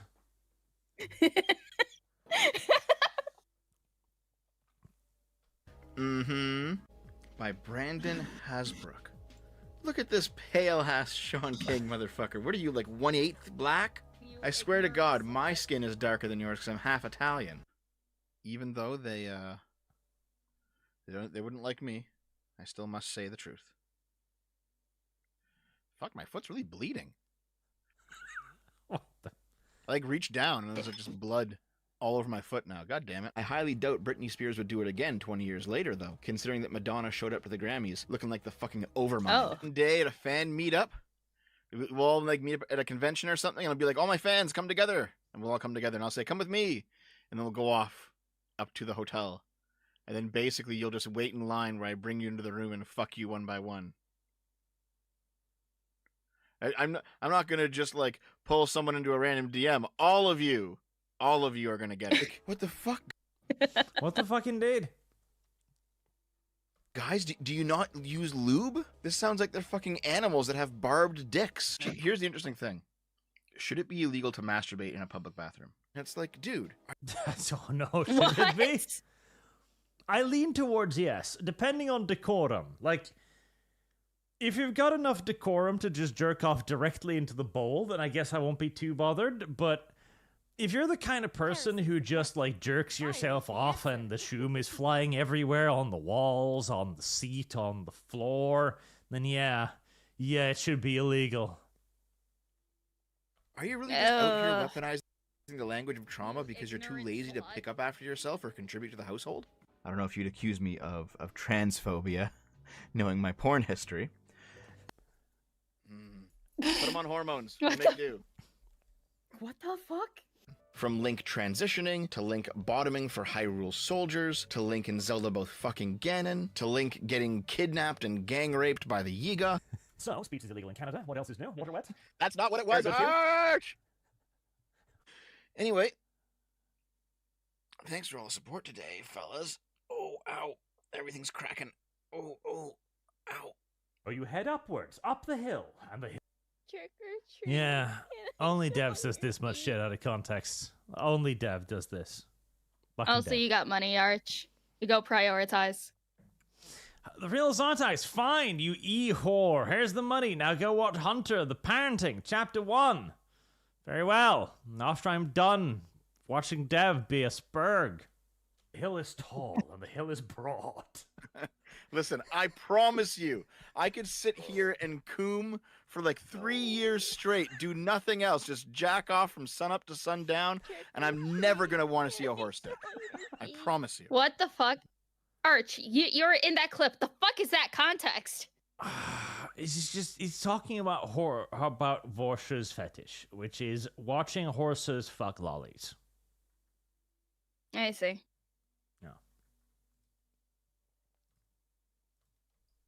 Okay. Also, Hunter the Parenting. Fine, you know what? We need something for next Sunday. So it's 30 minutes long, so it's too long to do now, but I will send it to Lum Lum. Lum Lum will do this next week, so she'll have to watch it and be like, is this good stuff? And she'll have to tell me about it and prepare like a case. I will watch it. I will not say if it's good or not. I will just bring you whatever I feel like, and I guess that is what I will bring you next week. I will bring you at least like 3 videos, okay? Gonna have to test this, Dev. So Wick, this is where I can actually be a degenerate. Do you know what he means by goblin porn? I don't. I would love to know. Okay, hold on. I don't know if I want to, but go ahead for the purpose of this. Is he gonna send them lolly? I'll show you some things. Just don't pull them up on stream, okay? Oh God, I don't want to go on a list, okay? It's completely fine. Just don't pull it up on. Maybe this is why Hollywood's replacing all these redheads with black people. You know, I figured people would send me. Maybe they'd send me like little troll gifts. Maybe they send me a book or two. I've gotten a lot of books in the PO box. Maybe they send me like nice letters, about how much they like my videos. I get one of the first things I get sent is a fucking horse cock. Isn't that the one he's sending to Boog? Boog, is that the one he's sending to you? It is. Oh, Boog, why? So I use it as like a doorstop. Mm-hmm. It's useful. I have not read any Rand in a long time. I should probably go look it up. God damn it! Fuck. I feel like my body's just rejecting itself right now. Soon, okay? Oh God.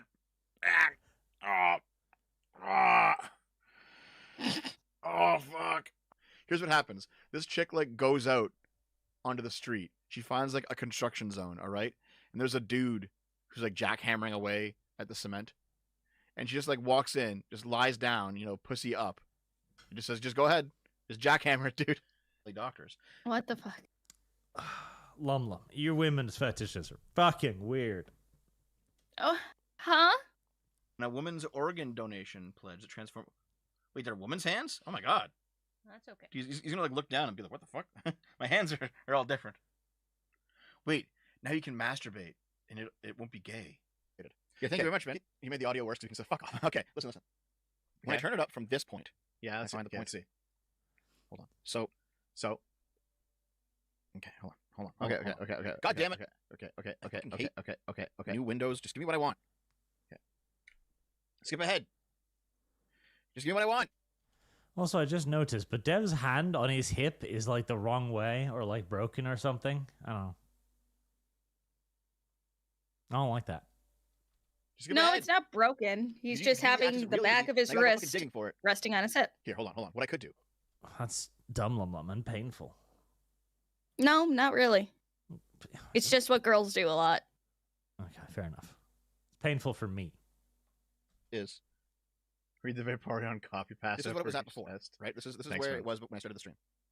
Okay, I'm gonna listen. Here. So now I'm gonna turn it up using this knob over here. Okay. So 1, 2, 3, 4, 5, 6, 7, 8, 9, 10, 11, 12, 13, 14, 15, 16, 17, 18, 19, 20, 21, 22, 23, 24, 25, 26, 27, 28, 29. So like I really cranked it up now. Like it's quite loud now. Okay. Yeah. Skip. Realize that while oh my god, it's really fucking stupid. But again, not worthy of a full video. So what exactly are we talking about today? Is this just a cynical attempt by me to combine a bunch of disparate scripts I've already written in order to recoup some of the work I've put into them, after I realized that while there is some meat on the bones of these stories, it's not nearly enough to qualify for their own videos? Well, yes, but it's not just that. Don't turn the video. That was a good video, Antelope. That was a good video. Antelope, you did great. You do ArchCast out of context. That'd be funny. Only if you don't want to live any longer. That was a good video, Antelope. That was a good video. I want to spread it wider.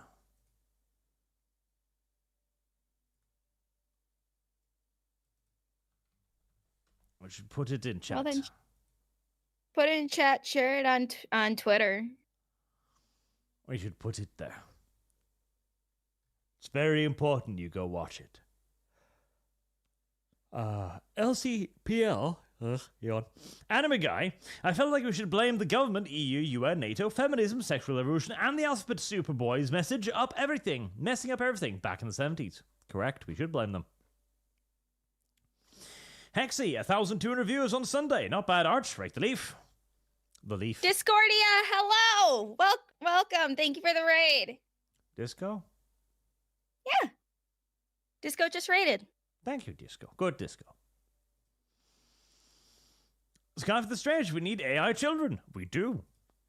Well, Turkfy, the best part of this is that Dev isn't here to explain anything. It is.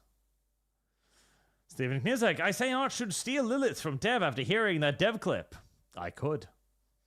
Mercenaries anyone, even in the context, you see why I have problems with Dev? Nah, he just likes touching his penis after he's eaten spicy food. It's entirely normal. Also, don't forget to read Streamlabs, Superchats. Think about it. Stuff. No, think. Just read. Father Jack the Enlightened, Dev having a girlfriend is cover for him being in the closet. It is. And Mercenaries anyone, now you see why I had Dev flying poop image. Flying poop. Poop that flies. Jesse Jinx, hey guys, these guys are boring. Just saying clickbait is bad, okay? It kind of is.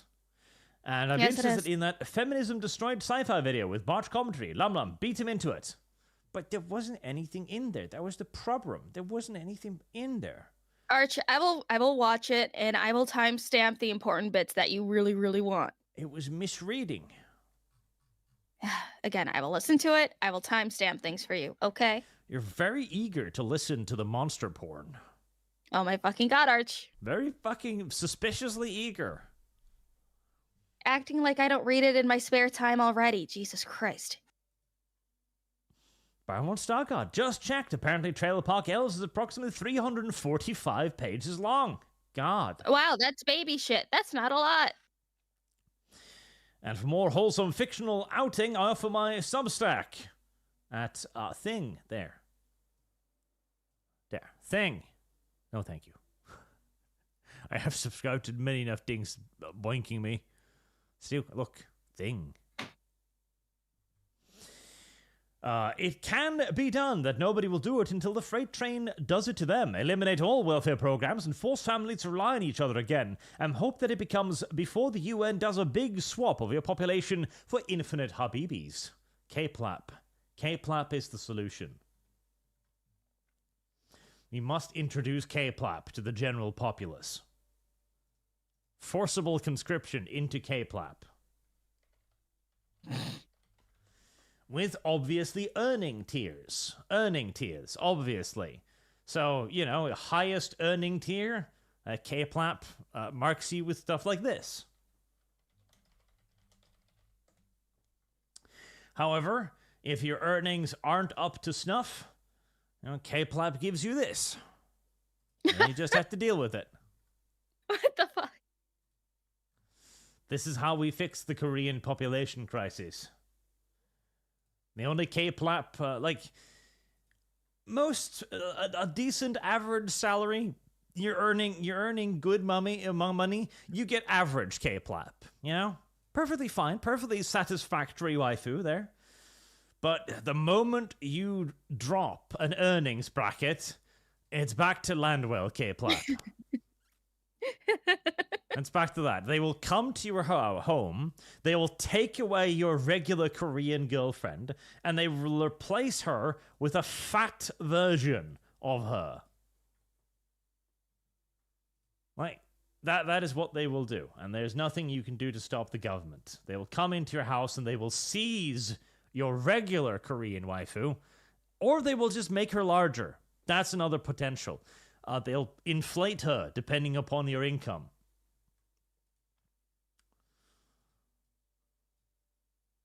The lowest tier, Kplap. This is how we solve the Korean problem, and keep it solved forever.